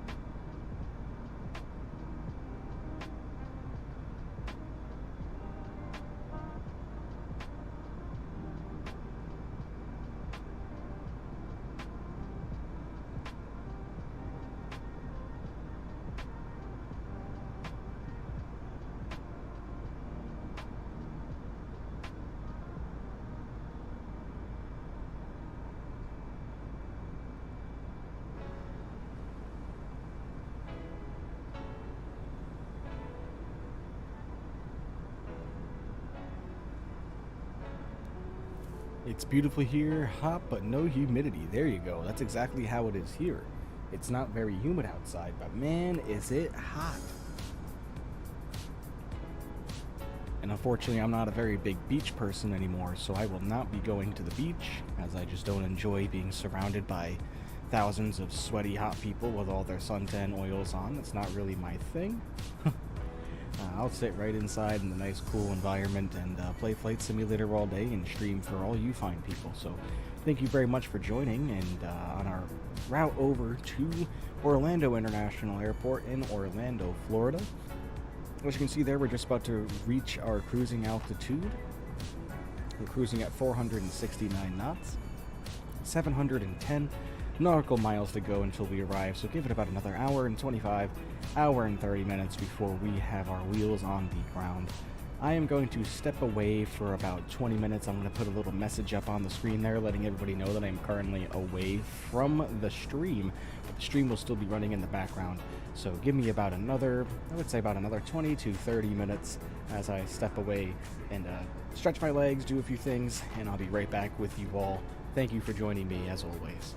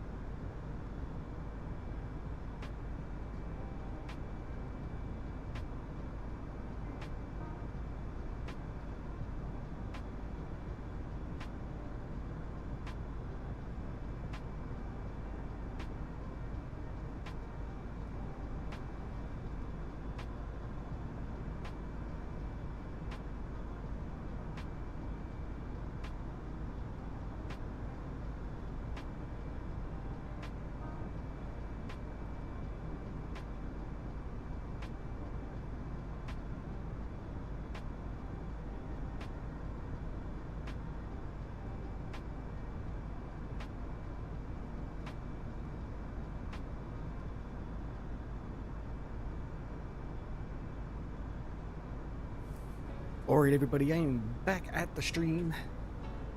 I have returned.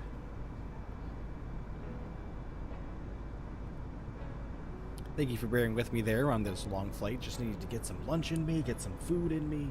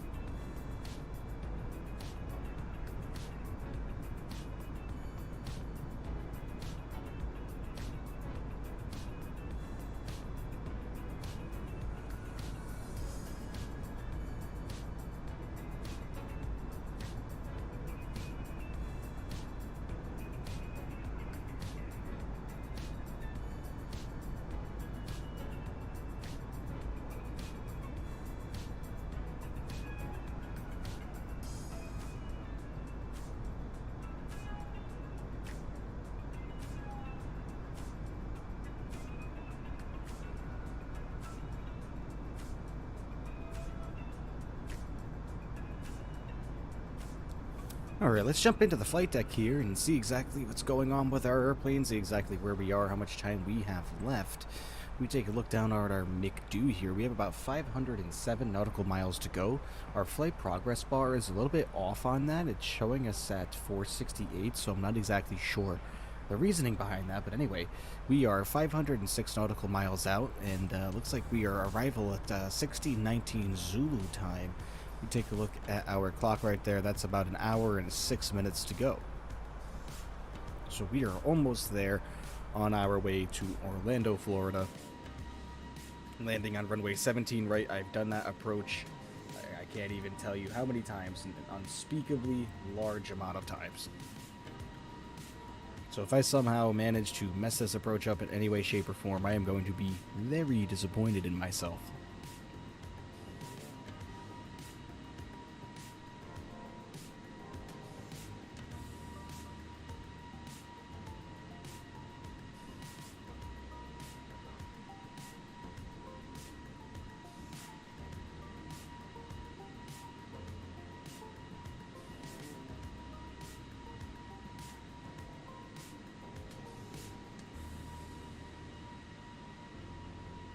Let's get a weather report in Orlando and see what our temperature is looking like.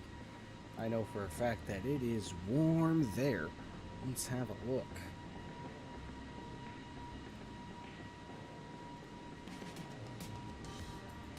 Alright, right now in Orlando, we're currently sitting at 91 degrees Fahrenheit. I know the feel-like temperature is much more than that. Winds are coming in from a direction of 110 at 6 knots. Visibility is greater than 10 miles. There is no ceiling. However, we do have scattered clouds at 25,000 feet and few clouds at 4,000.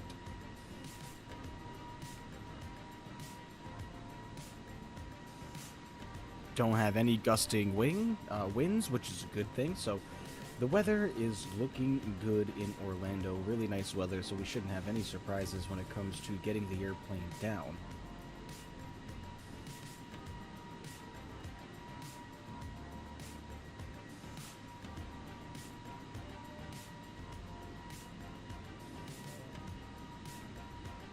Just about to approach the halfway mark with this flight. We'll be descending. Actually, let's get our descent information in here. Let's get back inside the cockpit and let's take a look.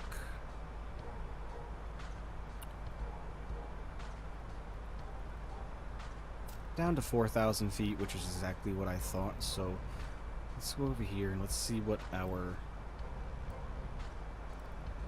top of descent calculator is going to give us here. Top of descent, sink that in. Sink that in. Target feet of 4,000. Angle, of course, for vertical speed, 2,000 feet per minute. 113 miles out from the target is when we will start descending. So I'm going to add that up a little bit. I'm going to increase that about to like 125, 130, just to give us an extra little bit of room to get down and slow down. And we're probably going to go down to 5,000 feet and not 4. Like I said, just to give us plenty of time to correct any mistakes that we may make on the approach. Looking at our VFR map just to see exactly where we are. Excuse me. We are going over the Carolinas right now. Looks like we're just passing over, I believe that's North Carolina, entering South Carolina right now after that. So still looking really, really good on our flight path here on our way to Orlando. Started our day off in Boston, went to New York's John F. Kennedy. Now making our way to Orlando International Airport. Just checked the weather in Orlando. It looks absolutely fantastic. I have no fear that we won't be able to get the airplane down without any hiccups, so.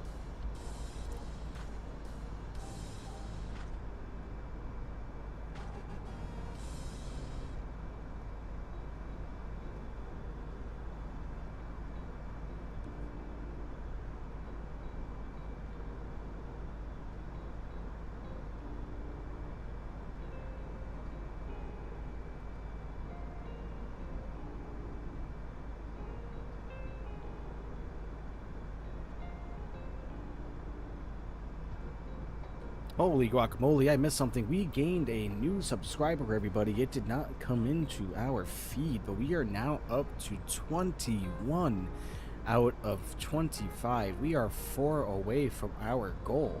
Absolutely fantastic. I'm going to bring the screen up here just because I have to edit this because it is no longer 20.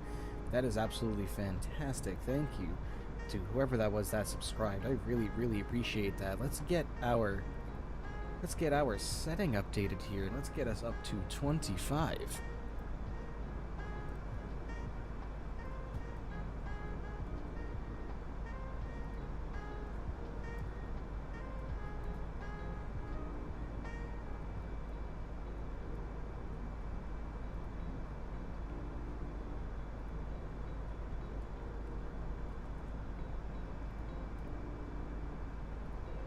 There we go. Up to 21 subscribers. Absolutely awesome. Okay, out of the pool. 21. Yes, absolutely. So very close. We are only 1 away from our goal. Absolutely. Or 1 away from our goal. What am I saying? 4 away from our goal.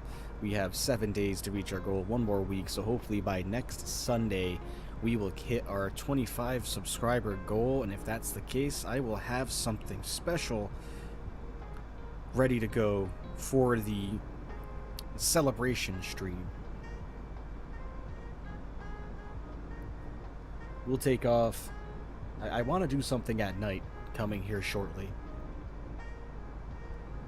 We'll try to fly in a part of the world that makes us able to do that. Do something at night.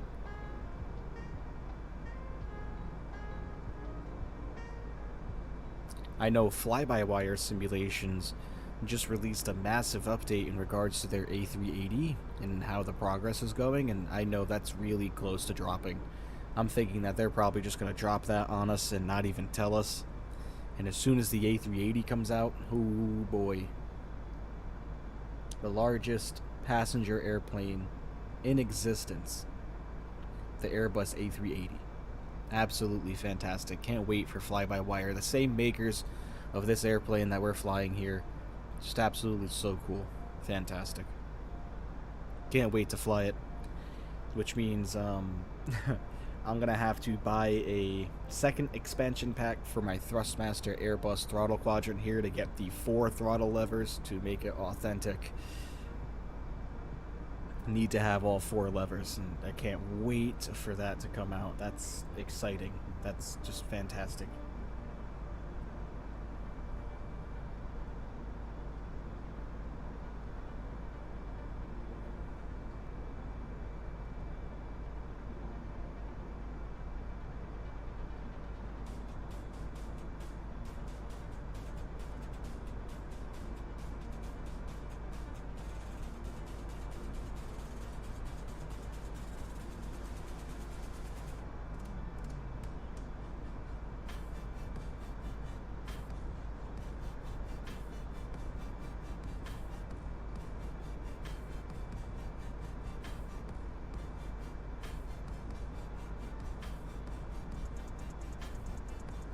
Something also in the news too is a developer, Bluebird Simulations, partnered with Just Flight. They are going to be releasing a Boeing 757 very shortly, their 200 and 300 series. Again, another fantastic airplane. I love the 757, so you'll see us be doing some routes with a Delta 757 for sure as soon as that drops. Really can't wait for that one. That one's going to be absolutely fantastic. 757 is such an iconic aircraft, it really is. And it's just so charming. I love the way it looks. I love its length. Absolutely so cool. Cannot wait for that one to come out.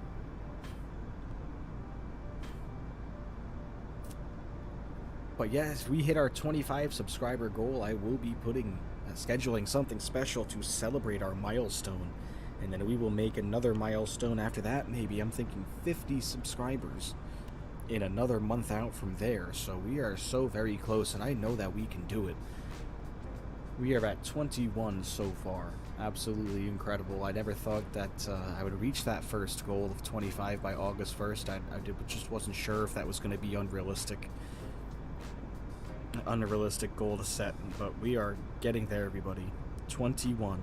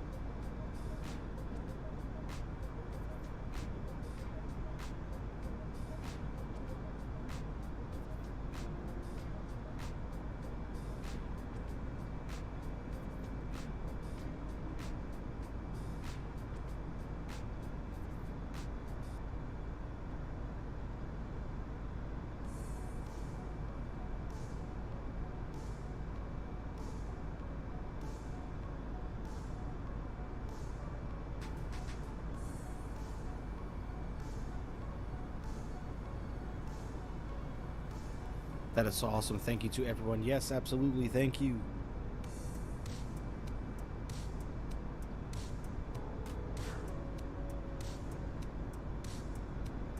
I am beyond ecstatic that we have reached 21 subscribers so far. Really, really awesome. I know that I am sharing the ever-loving heck out of my streams on my social media, Instagram and Facebook. If you all watching wouldn't mind doing that as well, give this video a like and a share so we can grow our audience and all hang out together. Take journeys all over the globe. No area of the globe is off limits. If you have any ideas as to where you would like to go, please place them in the comments. We've already been outside the United States a few times now. We've been in England, we've been in Japan, we have done Canada, and we've even tried to give Qatar and Kuwait a try. But unfortunately, we had some issues with the Qatar flight, and I'm thinking the reason why we were having issues, that was just the airplane itself that I was using. You know, I was using the Headwind A380neo, and, you know, it was running stable. You know, I've been practicing with that airplane an awful lot, and all of a sudden it was giving me problems while we were streaming. So, unfortunately, the Headwind A330neo will be on hold. You know, of course, we still have the FlyByWire A320, which is what we are in right now. And then we also still have the PMDG 737. I know I've been doing a lot of Airbus stuff lately.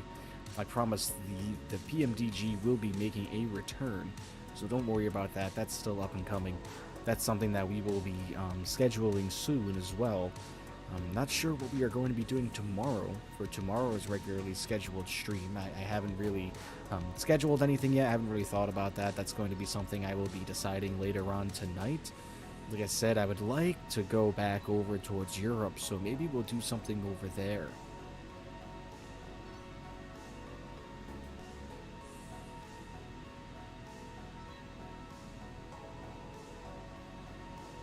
I also want to get into wide bodies, possibly the 747. I've been practicing with the 747 quite a lot just to make sure I don't mess anything up. I know the 787 Dreamliner is still a viable option as well. However, I only have the default version of the airplane that comes with the game. There is an improvement mod that goes along with it. I just don't really have much experience with it, so that's another thing I'm going to have to research. We have an MD-80 as well, McDonnell Douglas MD-80. That's another airplane I could throw up. Do some good hopping with the MD-80. Always a nice one. Very difficult airplane to fly. Me too, and I've been doing the sharing too. Thank you very much, of course.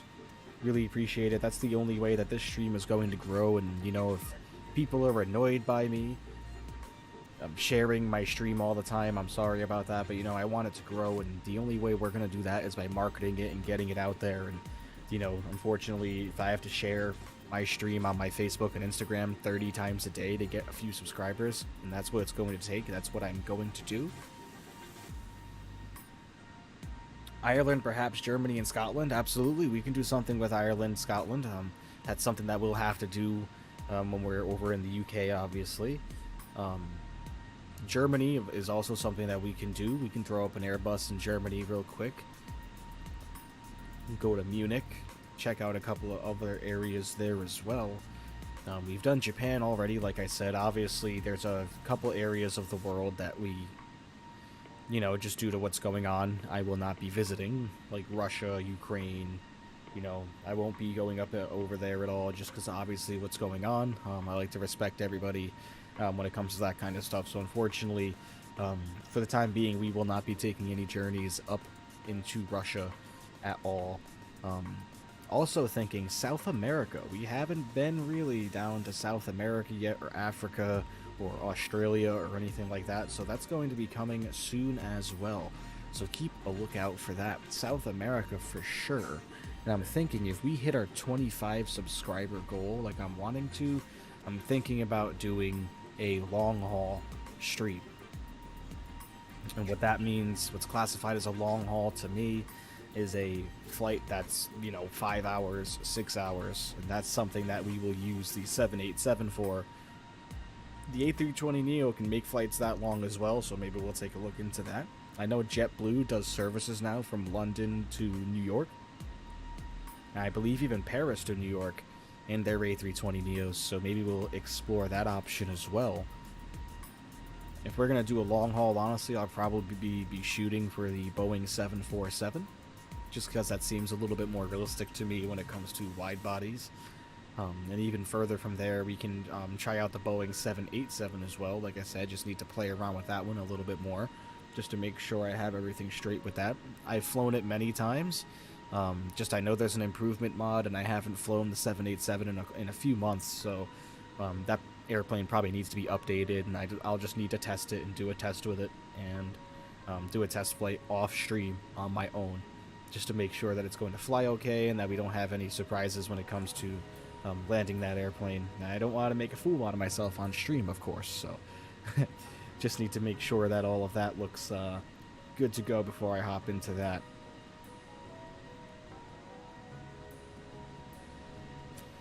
Currently cruising right now at 36,000 feet, even though the progress bar does state quite a little bit higher than that. I'm not sure what we have to do to get us up to get that set.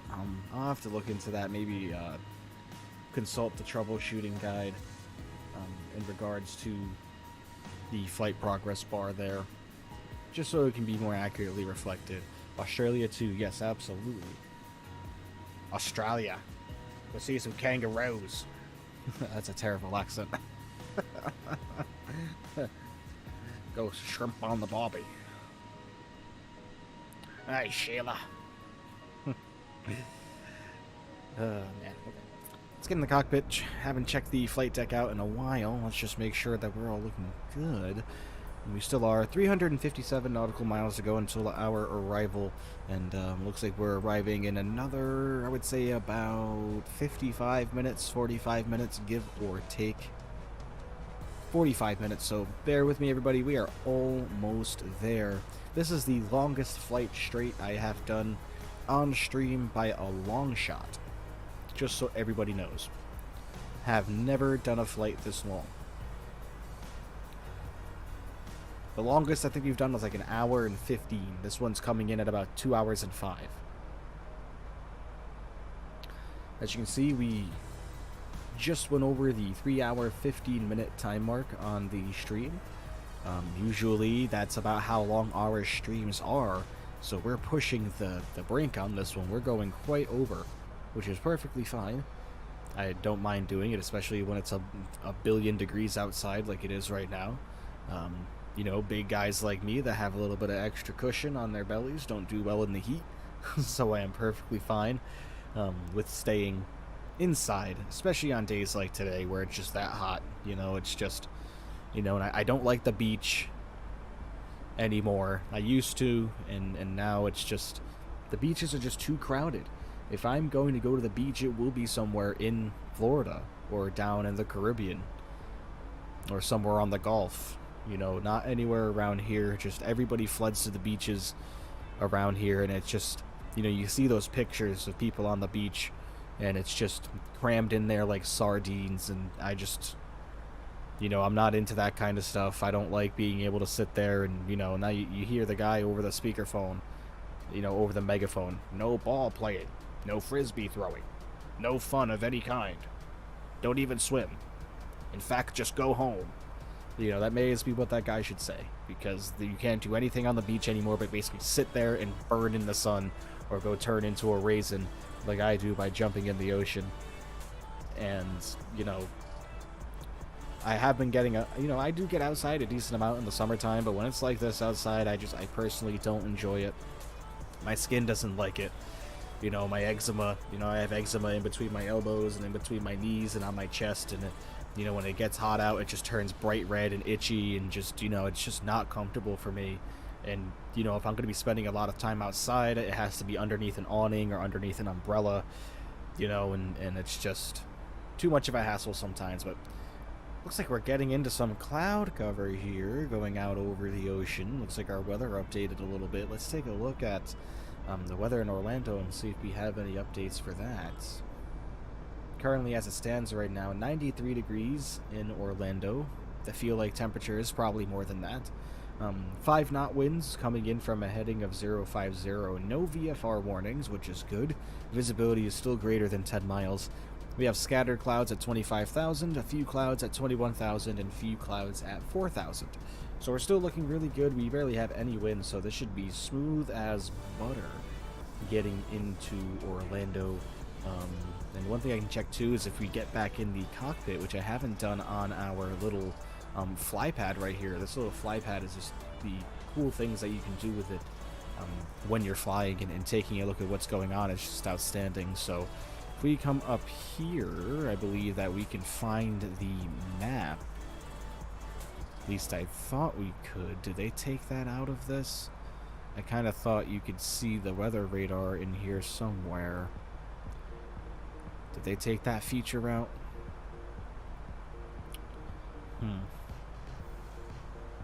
Did they really? Because I really like that. There used to be a little screen here with weather radar information on it, and I'm not seeing it anymore. That's upsetting. I really like that little thing. And yeah, I don't, unless it's an overview. Yeah, it used to be on this screen right here. It used to be right here in the corner. And I don't see it anymore, so that's upsetting. Wonder if it's something I did, or not entirely sure. It's not in the services menu. It's not here. Oh, I mean, not sure why it would be in here. I mean, we can zoom this all the way out. Well, it's not going to do anything for us, so never mind. I guess we can't see the Doppler. There used to be a Doppler radar here, and it's ever since I upgraded to the experimental version of the FlyByWire A320, that no longer exists. Not exactly sure why. No big deal. Just want to make sure there's no storms or anything like that really getting in our way here.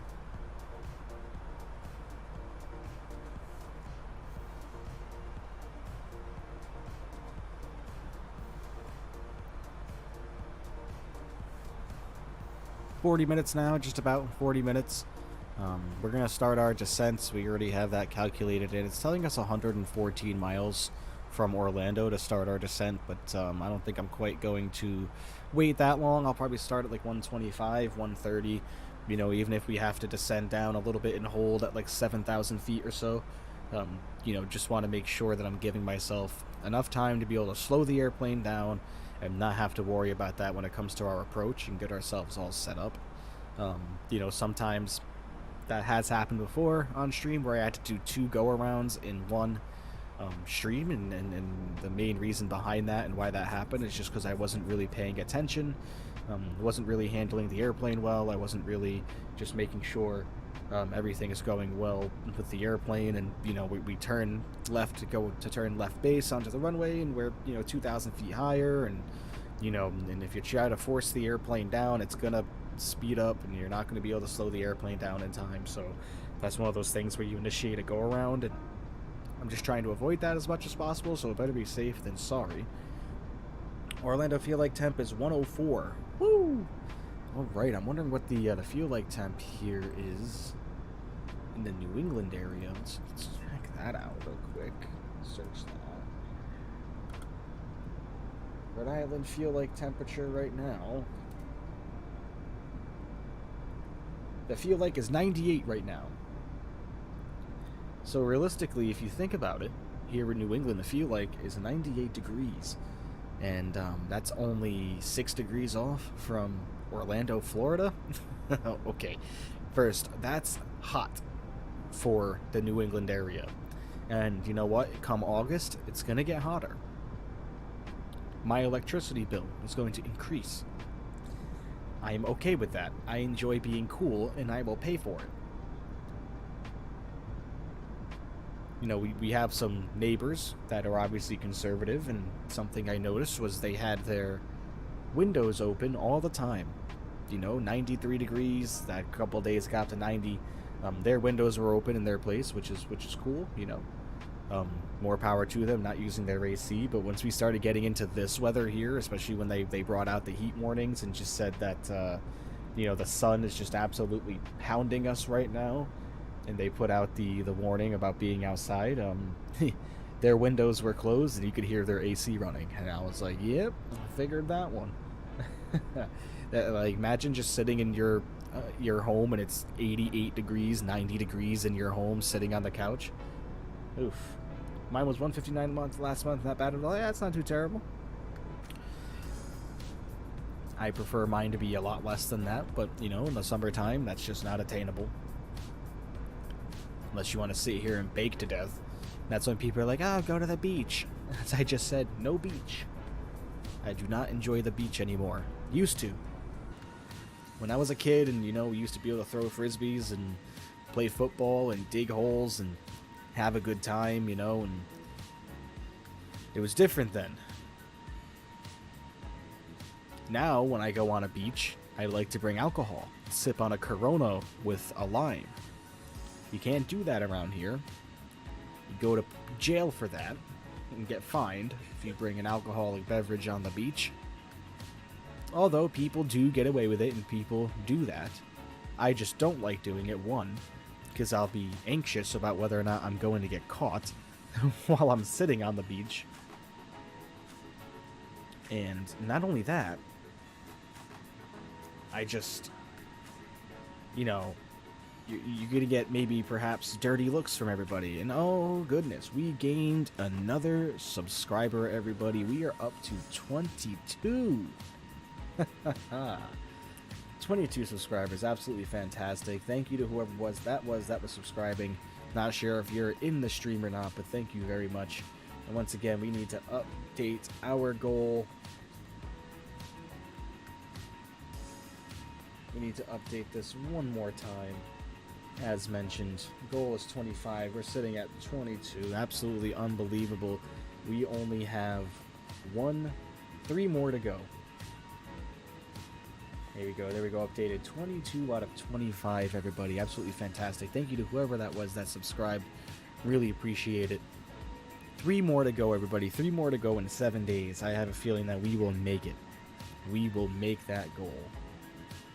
Back in the old days, that's how it was when we lived in a single wide trailer, LOL. Oh, meaning like the heat and not being able to use the AC? Yeah, I mean, let me tell you this.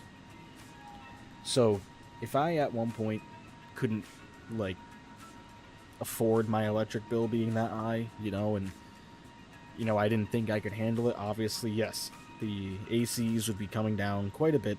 I would not be having them on full blast, just because, you know, to help myself out there. But at this point, you know, not hurting anybody for me to do it, you know, and you know, it is what it is. But I just shared it again 5 minutes ago. Thank you very much. Yeah, that's probably what's going on. We're getting those shares in and people are subscribing.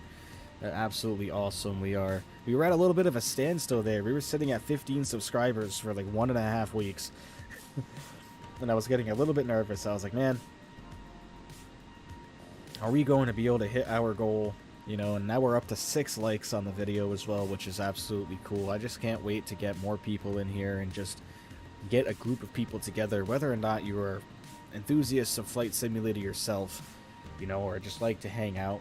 And, you know, that's really my goal, is just to get more people in here and hang out and just have a good time. And you can talk about anything. You can make flight suggestions. If you want me to fly a particular airplane, anything you want, just let me know and I'll try to my best to make it happen. The long haul flight that I had in mind, believe it or not, ladies and gentlemen, was Seattle to Alaska, Anchorage. So I'm going to have to take a look at planning that. Maybe we can do that in the PMDG or perhaps even the 787. So have to take a look at that. Hey Kelly, what's going on? Thank you for joining. Not sure if you missed it or not, but like I said, we are at 22 subscribers now. We are so close to 25. 3 away. Feels really good to be getting close. Absolutely fantastic. Can't wait until we do hit that 25 mark. Like I said, I will be planning something special for the celebration of hitting 25 subscribers.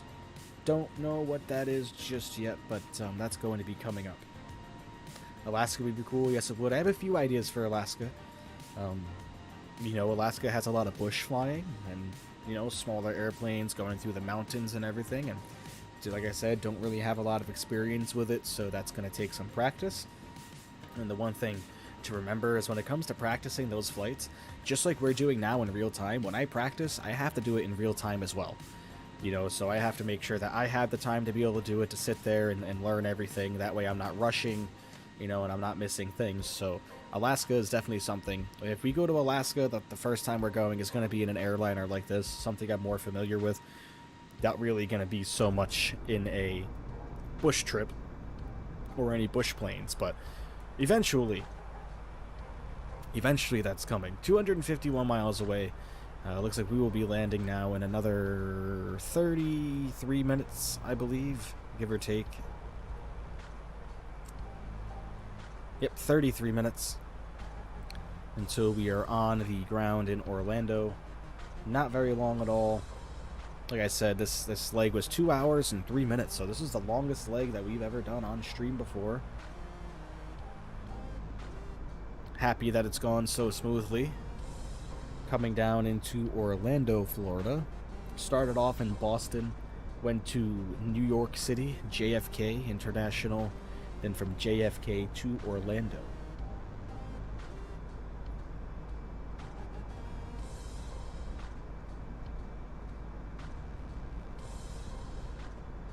One thing I just learned too is the PMDG 737 apparently just got a new update, so I'm going to have to take a look into that and make sure I have the most updated version.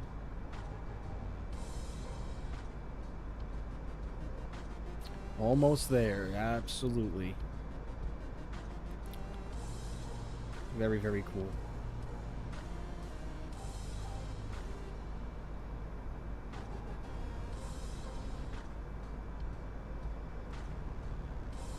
We gained a subscriber yesterday. I didn't even stream yesterday.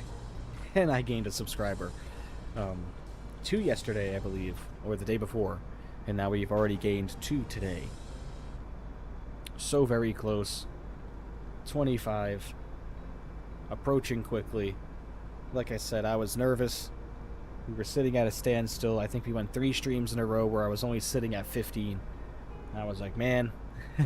We were doing well too. We were getting like 2 or 3 per day, and I was getting excited. You know, I was like, this goal's gonna be no problem. And then we hit that little wall, and you know, I kind of figured maybe that was something on my part that I really wasn't doing right. Maybe I wasn't sharing the stream enough, because really, you know, I was only sharing the live links for people to watch, and you know, telling people when I'd be live in 5 minutes, and then sharing the links on like Instagram with a bunch of hashtags. But I really wasn't sharing anything else in regards to trying to grow my audience, and that's really what I've been, you know, I put a couple of those posts up recently, and ever since then, you know, we jumped up 8 subscribers in a few days, so you know, that's really awesome.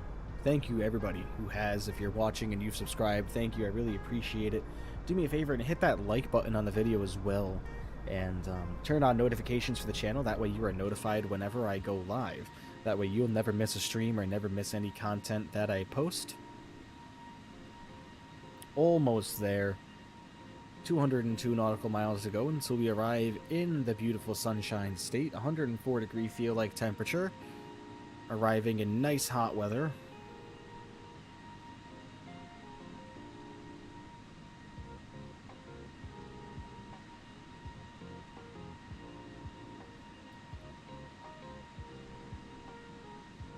Let's get back in the flight deck, because we are going to be starting our descent really soon, and we're probably going to have to start entering in our destination data. So let's go ahead and get that going. Let's go over here to our performance tab, click on next phase. Next phase, here's our destination data, which is what we need. So let's go over here to our fly pad and let's grab our weather for Orlando. Your cousin Lisa just subscribed. Thank you, Lisa, really appreciate it. Hope you're doing well, hope everything is well. Thank you very much for the subscription, really means a lot. Thank you. Alright, let's get our weather put in for Orlando, looking like 30.13 on the air pressure, so let's come over here. 30.13, get that entered in. We have a temperature outside in Orlando of 34 degrees Celsius, or about 94 degrees Fahrenheit. We get that entered in. And then we'll look over here as well. We have our average wind. It's coming in from a direction of 50 at 5 knots. So we'll just enter that in. 050 slash... Oops, that's not a slash. That's a 7. Oh, come on. Where's our slash all of a sudden? Why can't I see it? Where is it? It's a comma. That's a 0. Slash. There it is. Oh my gosh. The sun. I can't even see it with the sun. At 5 knots. There we go. Alright, that's all set. Looks like our destination data is looking all good. And then I think the last thing we probably have to do is grab our barometric pressure data. So let's just enter that in real quick to research that. KMCO, baro.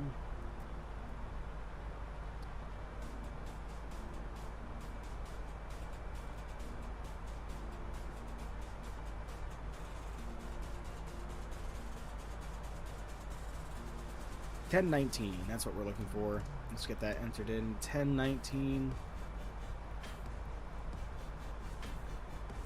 There we go.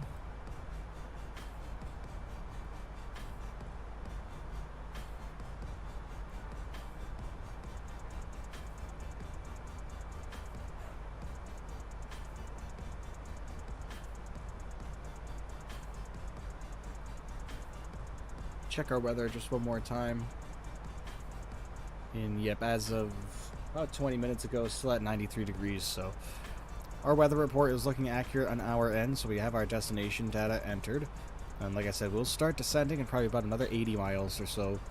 So we really don't have that much farther and that much longer at all until we descend. If we zoom our flight plan page out all the way here, you will see we are getting very close. Here's Orlando International Airport right here, so if we look just out ahead of us, that's like over here, just over the horizon, so you can already start to see Florida come up over the horizon there on our way. So very cool, almost there. Like I said, this over here is telling us, if we go back and look, our flypad is telling us to start descending 114 miles out from Orlando. I'm honestly thinking that's underestimating it a little bit, so I'm probably going to start at about 125 or 128. So that's about 71 miles away, so not going to start descending just yet. We'll keep going as is.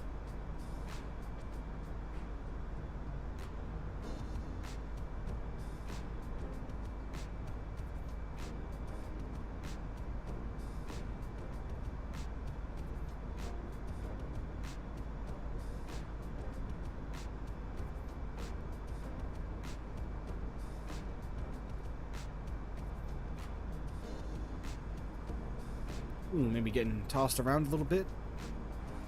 Starting a little turn here, out over the ocean. Go to Disney World perhaps today?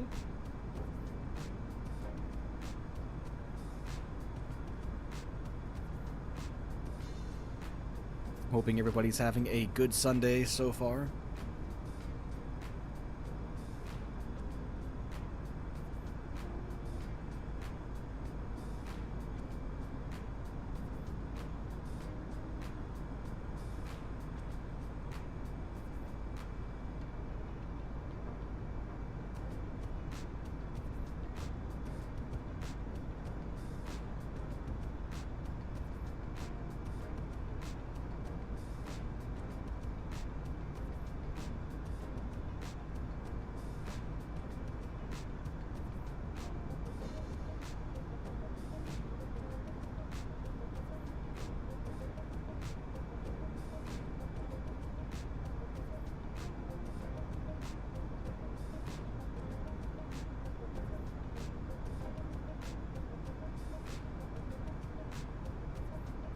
Mom's house, your house?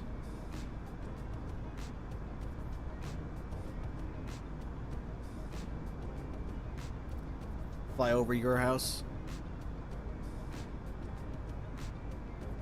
Honestly, I wouldn't know how to find it really. I'd have to look at a couple charts for that, and that's just a lot of work, so we'll get in the general vicinity.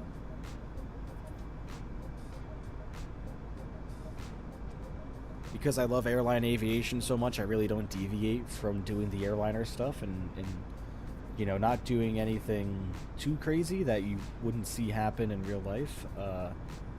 You know, and I know I bend the rules a lot when it comes to my flying style on my streams, so, you know, if anybody's an avid flight simmer and you see me do things that aren't realistic, and, you know, you can go ahead and get in the chat and let me know.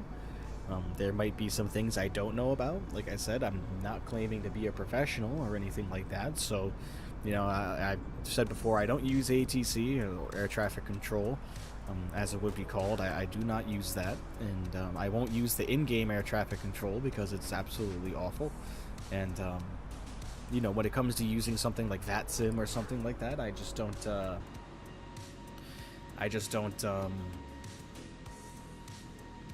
you know, I just don't have the verbal knowledge about air traffic control and exactly what to say. And, you know, I've said this before, those air traffic controllers that are on VATSIM and Pilot Edge, they are professionals, like absolute, a lot of them professionals, and they practice for real world air traffic control for their jobs, you know, when they're doing that kind of stuff. So, you know, I can't be going in there like, I need to land, like, Roger, you know, sir.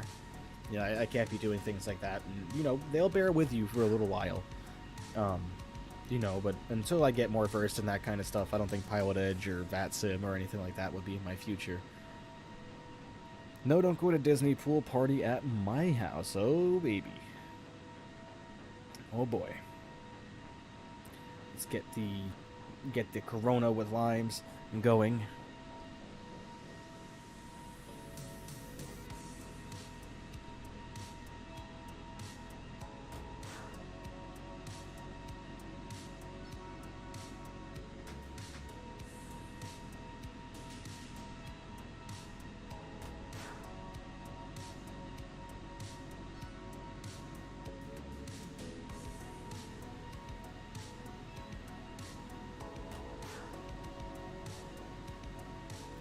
My cat is running around like a mad woman.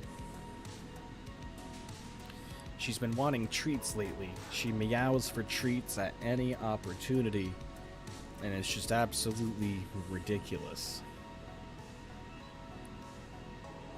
You would think that we starve her over here. As soon as we walk by the cabinet where the treats are held for anything, not even going in there for her. If we're just walking by to get something for ourselves, or let's say I'm cooking, or even if she hears a plastic bag open, she comes running and is expecting to be fed treats. Oh boy. And then, if we don't feed her treats, she starts getting risky with us and starts running in between our legs, and, you know, we get up to walk away and go towards the bedroom. She runs in front of us and nearly makes us trip to our death. And she's doing that to get our attention so we can give her some more treats. But unfortunately, those mind tricks don't work on us, little girl. She only gets 10 of those treats per day, so what we've been doing is we've been giving them to her more, like, less treats more often, you know what I mean? So, like, usually what we used to do is we used to give her treats twice a day. So we used to do like 5 treats. They recommend 10 per day on the label, the ones that she has. So they recommend 10 treats throughout the whole day. So what we were doing is we were giving her treats, you know, after we feed her in the morning, because we don't leave, I mean, we do leave food out there for her all day, but she's an extremely picky eater. So we do feed her a mixture of wet food and dry food for her diet. So we feed her her mixture of wet food and dry first thing in the morning, and then after that, she's begging for treats. So we're trying to break it up now and give her 2 or 3 at a time, like 4 times daily, like, or 2 treats 5 times daily, just to kind of make her feel like she's getting more. But unfortunately, that trick didn't work on her, because she will, when we give her 2, she'll come meow at us 2 seconds later for more. So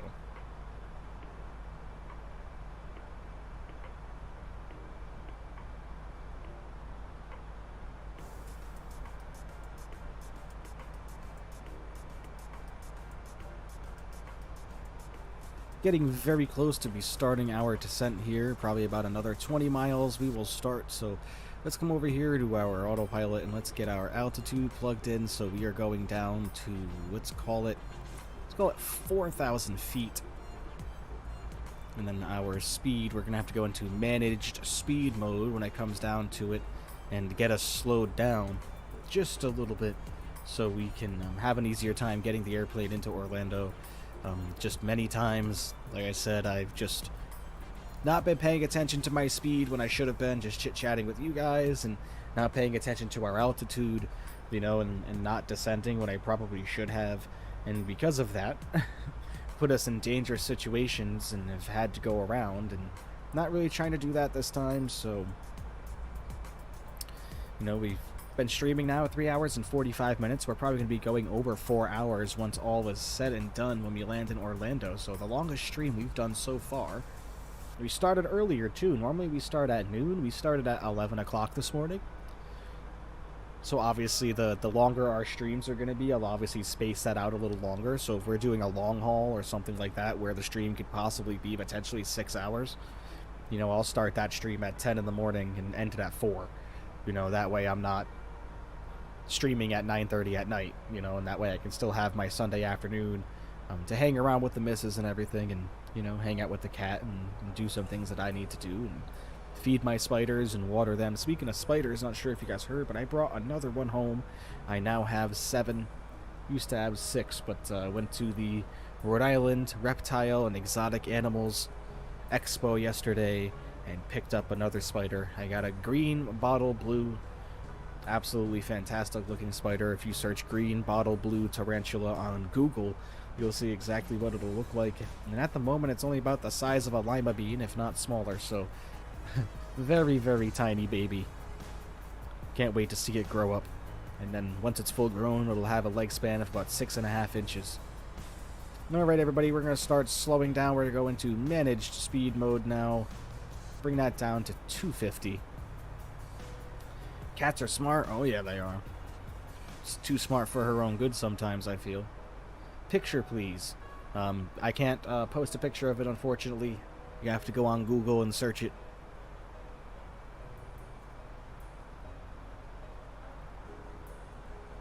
Alright, now let's get our descent in. 2,000 feet per minute. We have started our descent, ladies and gentlemen, into the Orlando area. Let's look at this this view right here. You can see the coastline of Florida right out here off in the distance. You can see by our flight progress bar up top here, the altitude is decreasing. And our speed decreased a little bit there as well. Descent has started. We should be wheels on the ground. Let's get back in the cockpit and just see what they're thinking here. 118 miles out, 117 now. We'll be on the ground in about 16 minutes, but call it about 25 minutes if I had to guess. Excuse me. What's the name again? The Green Bottle Blue. Green bottles and water bottle and blue tarantula, or GBB.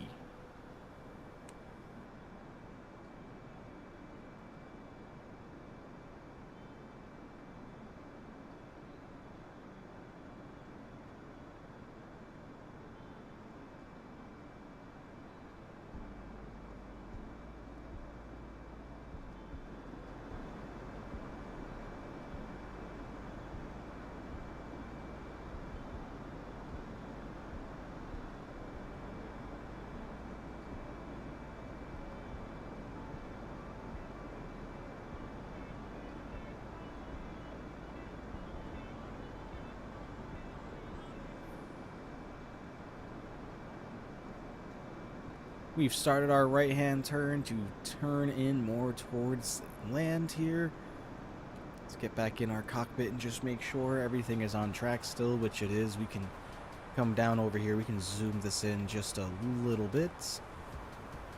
Here you go. We can see our runway right here that we are approaching.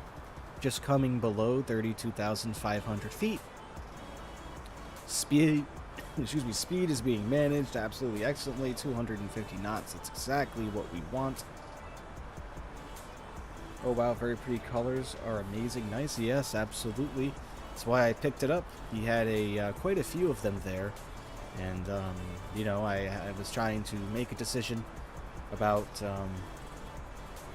some of those, and you know, like I said, he had one spider I've really been wanting that was already an adult, and it was already a female.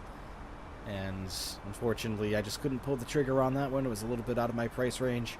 But I still went with the green bottle blue instead because he had a really good price on that. You know, I've seen those before at Petco and stuff like that, and they want way too much for them, and they don't take care of them properly. This one came in a little enclosure already for a little sling that it is, so I pulled the trigger on that one and walked out of there yesterday with a new 8-legged friend. You know, I kind of knew that was going to happen. You know, I kind of went in there expecting that I was going to come home with something, so... But the animals that they had there were absolutely crazy. You know, snakes. I mean, big snakes, too. You know, some of them. Well, not really that big, but, you know, rather large snakes. A lot of rare snakes, you know, a lot of cool colors. And, you know, a lot of vendors come from all over the place when it comes to those expos. So that's the best place to go when you're trying to get exotic pets, whether it be reptiles, whether it be snakes, whether it be, of course, those are all reptiles, or tarantulas, or anything like that. That's the place you want to go. And they're having another one come October.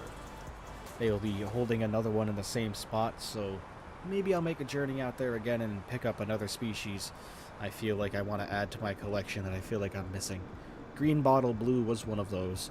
So far right now I have a curly hair, I have a Costa Rican zebra, or a striped knee, as its common name.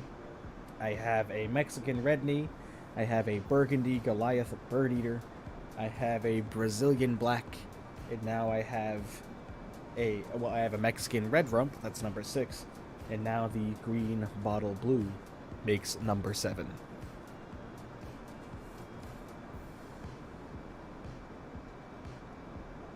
Just passing below 29,000 feet. Now that we're getting decently low, I gotta come up top and tell everybody, put on your seatbelts, please. There we go, seatbelt sign is armed, and we'll let the cabin know that we are descending as well, the cabin crew.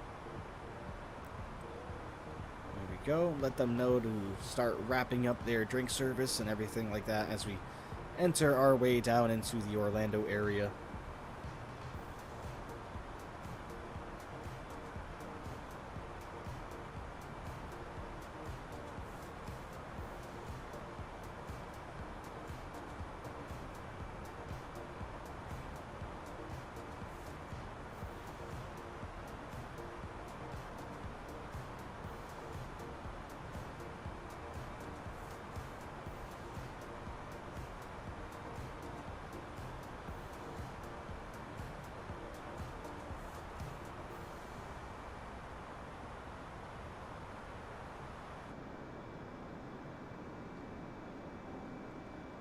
We will be doing replays on this landing as well.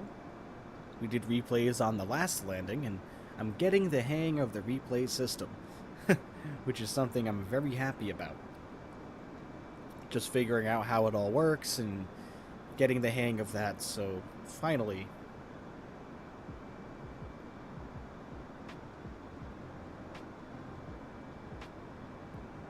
Once we pass below 18,000 feet, I will be turning the music off, ladies and gentlemen. Music will be coming off so we can enjoy the sounds of our arrival into Orlando.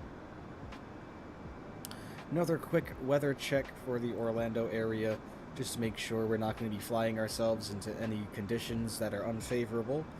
And it looks like right now we're sitting at the same, but that information is an hour old, so let's get something more recent here. Looking at the radar, I don't see anything too crazy.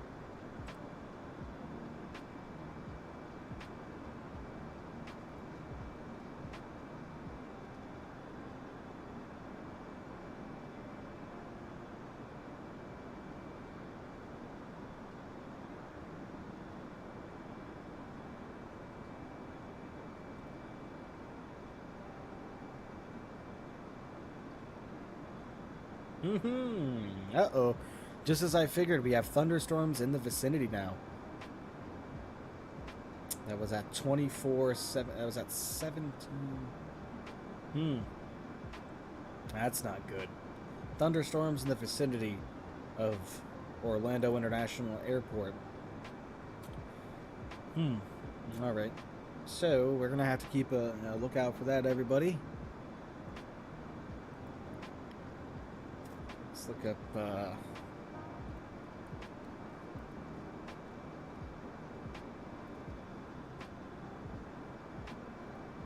just take a look and see if we can get a good radar. A good radar screen of that storm that they're talking about. Maybe that storm will pass over. It says thunderstorm in the vicinity. I mean, when I look at the weather forecast on this radar here, I mean, it's definitely some storms in the area.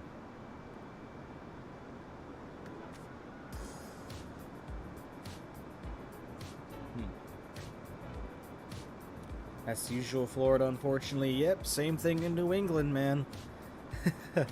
Anybody who's lived in New England knows it could be snowing one day and you get a freaking hurricane the next. Still doing really well on our descent, just coming through 19,000 feet as we approach the coastline there. Put a speed brake up now and let's get us, slow us down a little bit more.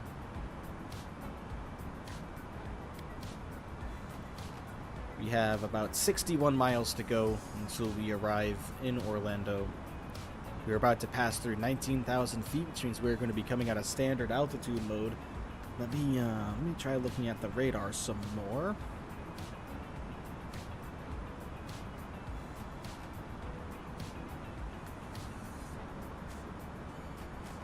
Feel like of 98 degrees here in New England currently. Let's get the weather for Orlando. 94, feel like of 103. Let's look at the radar. It says thunderstorms in the vicinity, but I don't really see anything passing by the Orlando area immediately. There's definitely some thunderstorms up to the south. I mean, up to the northwest, rather, like more up towards Gainesville and, you know, Homosassa Springs.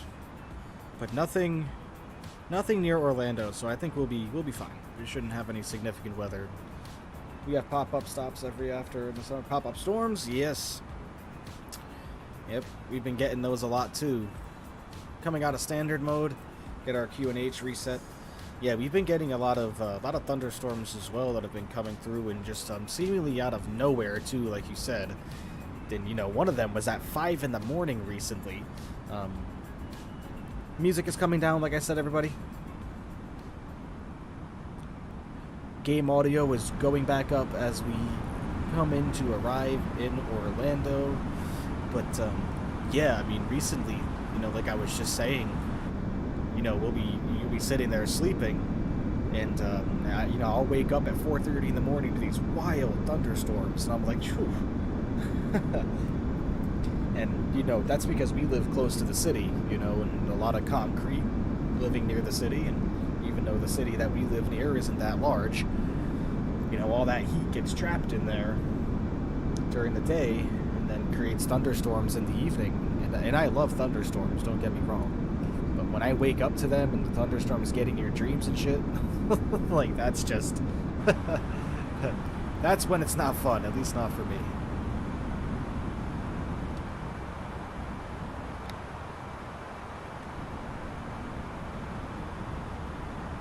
Just going below 14,000 feet now. The Florida coastline coming into view.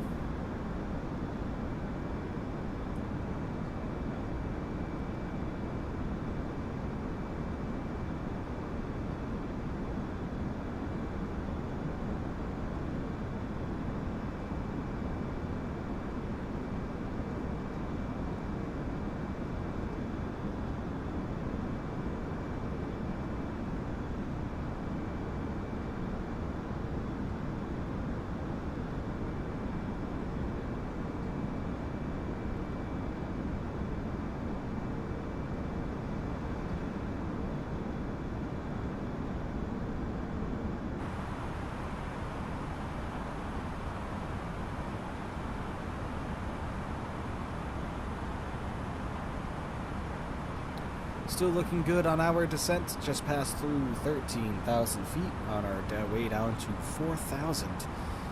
Thinking we're going to have to come down here and take a look. They want us at 2,500, so I'm just going to switch this over at 2,500 now. And we'll just adjust our descent rate if we find ourselves getting too low too quickly.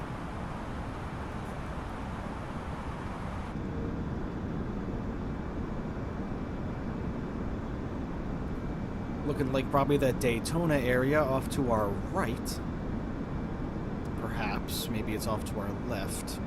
Maybe that was Daytona over there. Not too familiar. But I know we're definitely in the vicinity of Daytona.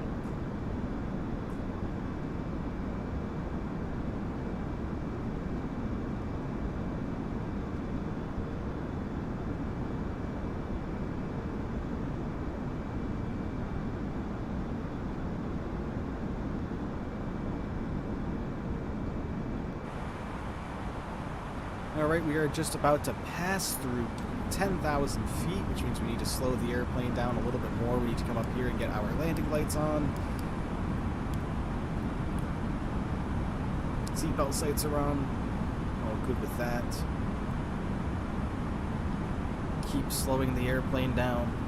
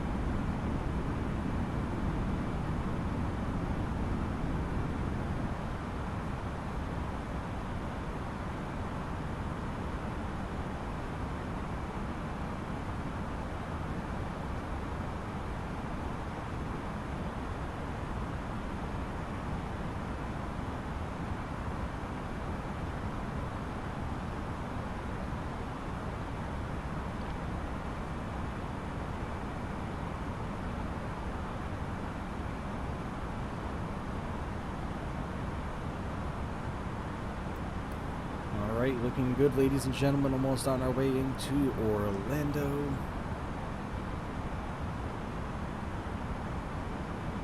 Get our approach mode turned on as well.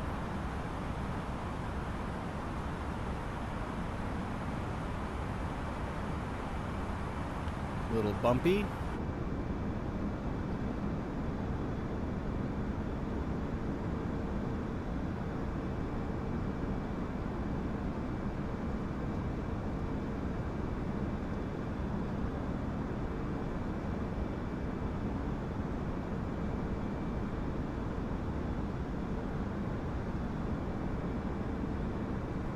Let's go take a look back in our flight deck and see how much longer we have until our wheels will be on the ground. Looks like we have probably another 6 minutes, but I would call that more about 10 minutes. 10 minutes, everybody, until wheels are on the ground in Orlando.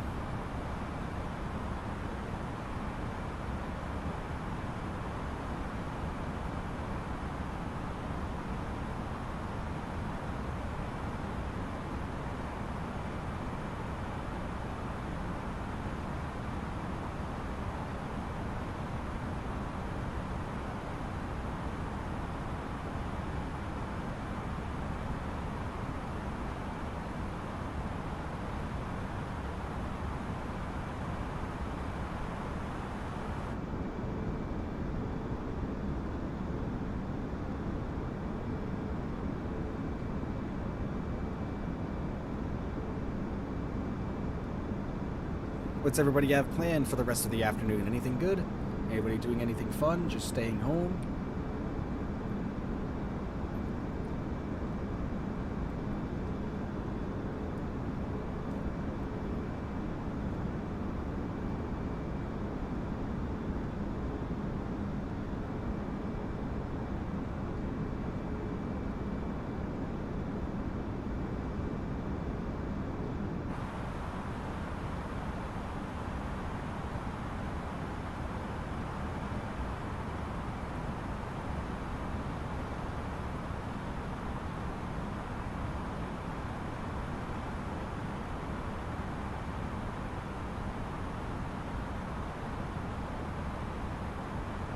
And I am wearing my glasses this time around. So don't worry about that.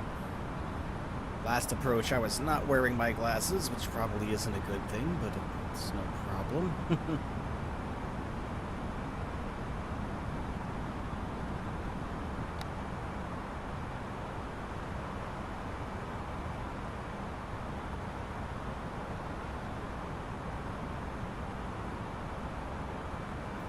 Excuse me.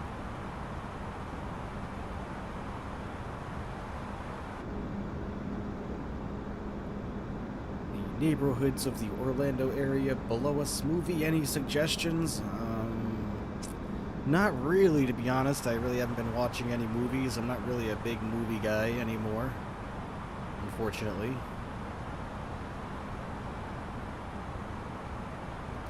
Alright, as we make our left-hand turn to turn towards the runway here, we're going to put one notch of flap down.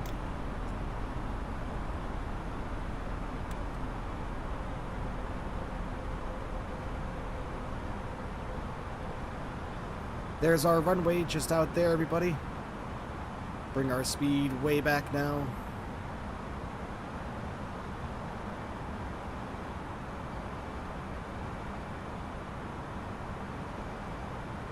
Everybody enjoy the arrival into Orlando. Come up here, we're going to start our replay already.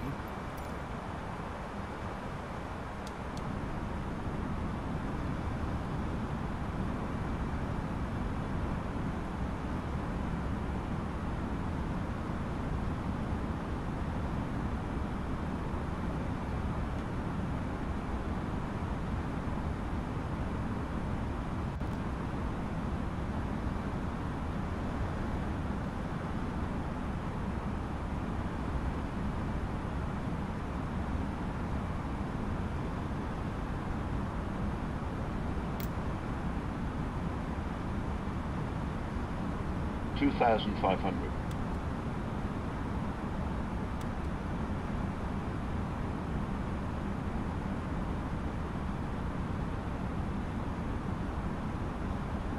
Landing gear is coming down.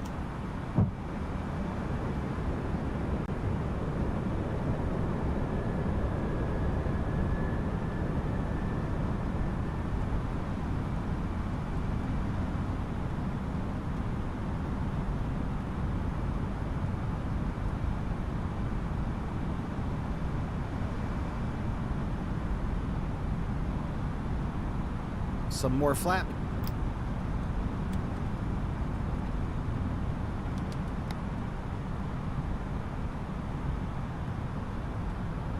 Spoilers, arm those.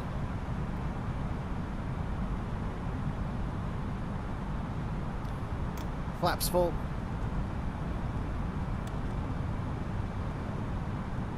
Enjoy the arrival, everybody, into Orlando.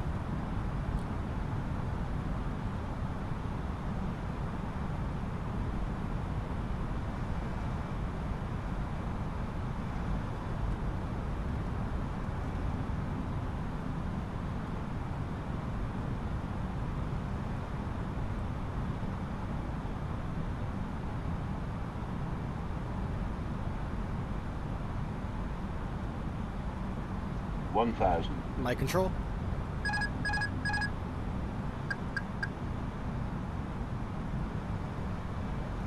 Minimum.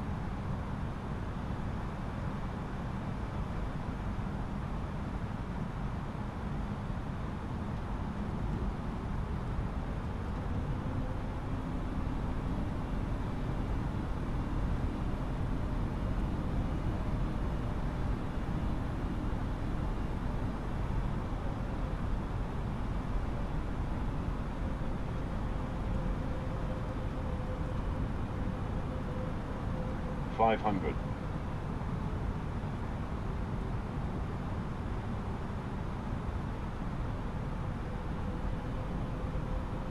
$400.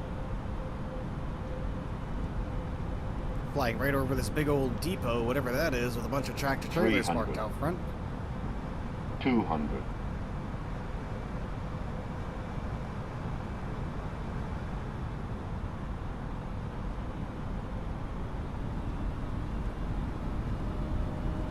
$100. 100.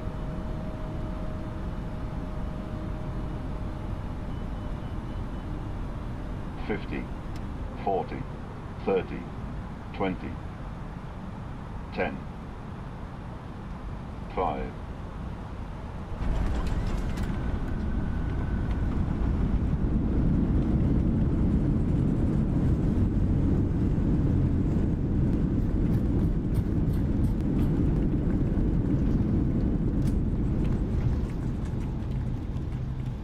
Welcome to Orlando, everybody.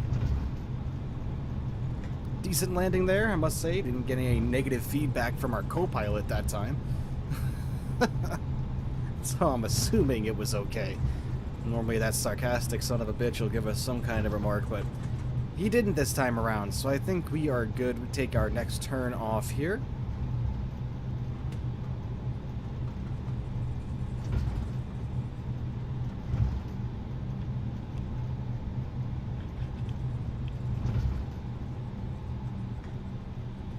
Alright, we're gonna pull off just right here.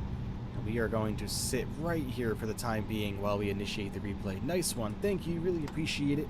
Parking brake's going to come on while we just come up top right here and stop the instant replay. There we go. We're going to hit play on the instant replay. Get our camera. Actually, you know what? Stop the camera because we can... What on earth?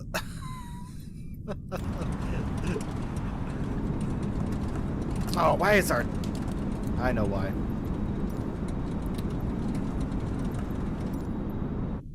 I know why. We need to do this real quick. Oh! Oh, man. Okay. Spoiler up, flaps down. Now we should be able to hit play. Let's get us... Probably right here we'll do... There we go. Enjoy the replay, everyone.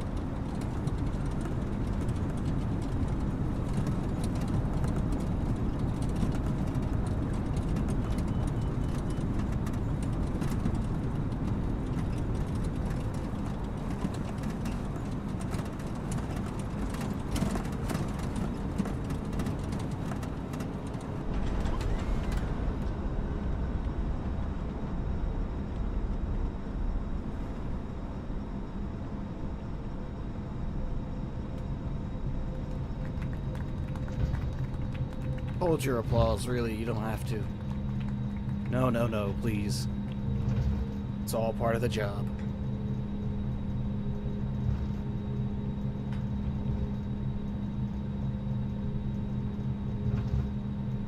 Alright, looking good on that one. Let's go ahead and get another view here for our replay. Let's back her up just a little bit and let's get a view... Oopsies, let's get a view farther ahead. Maybe from this view here.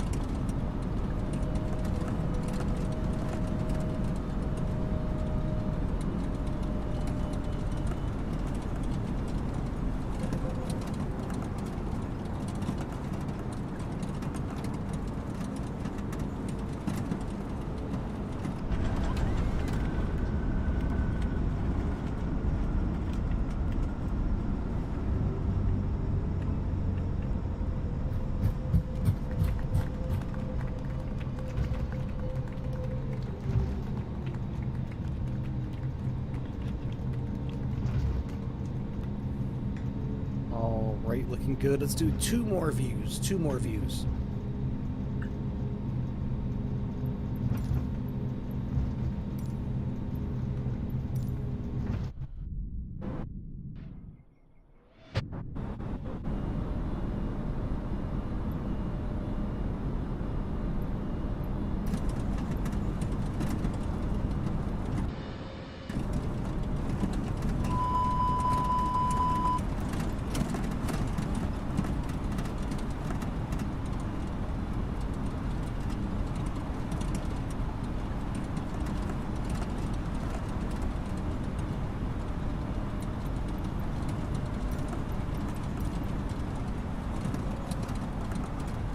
Right up over the nose here for this next one, and we have one more replay angle after this, and then that's going to be it for the day, everybody.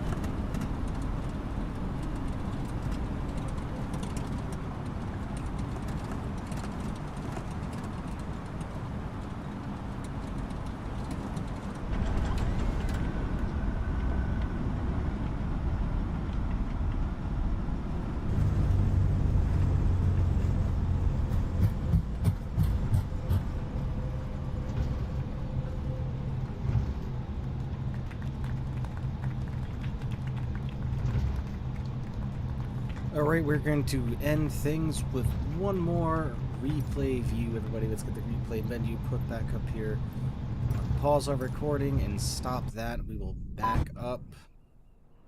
We'll back up right here, and I believe we need to click this. We need to come outside to showcase. Turn off drone follow mode, and we'll turn up the speed. And where we want to go is on the end of the runway threshold, so let's get down there.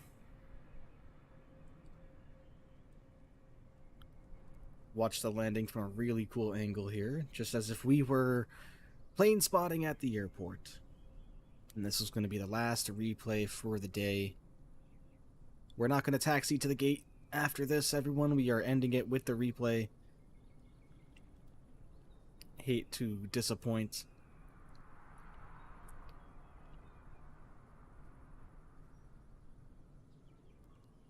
There we go, just like this.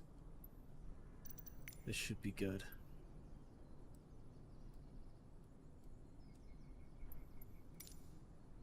This should be good. So I believe we can hit play. So the airplane is now coming in. Loop this around. You can see us coming in now. So very cool. I can't wait to see this view. Let's take a look at what this looks like. You can see our airplane now coming in. It's just a dot out there. As we make our way in, here we go. She's coming closer and closer. There she is. Airbus A320neo coming in hot. Not really hot, but you know.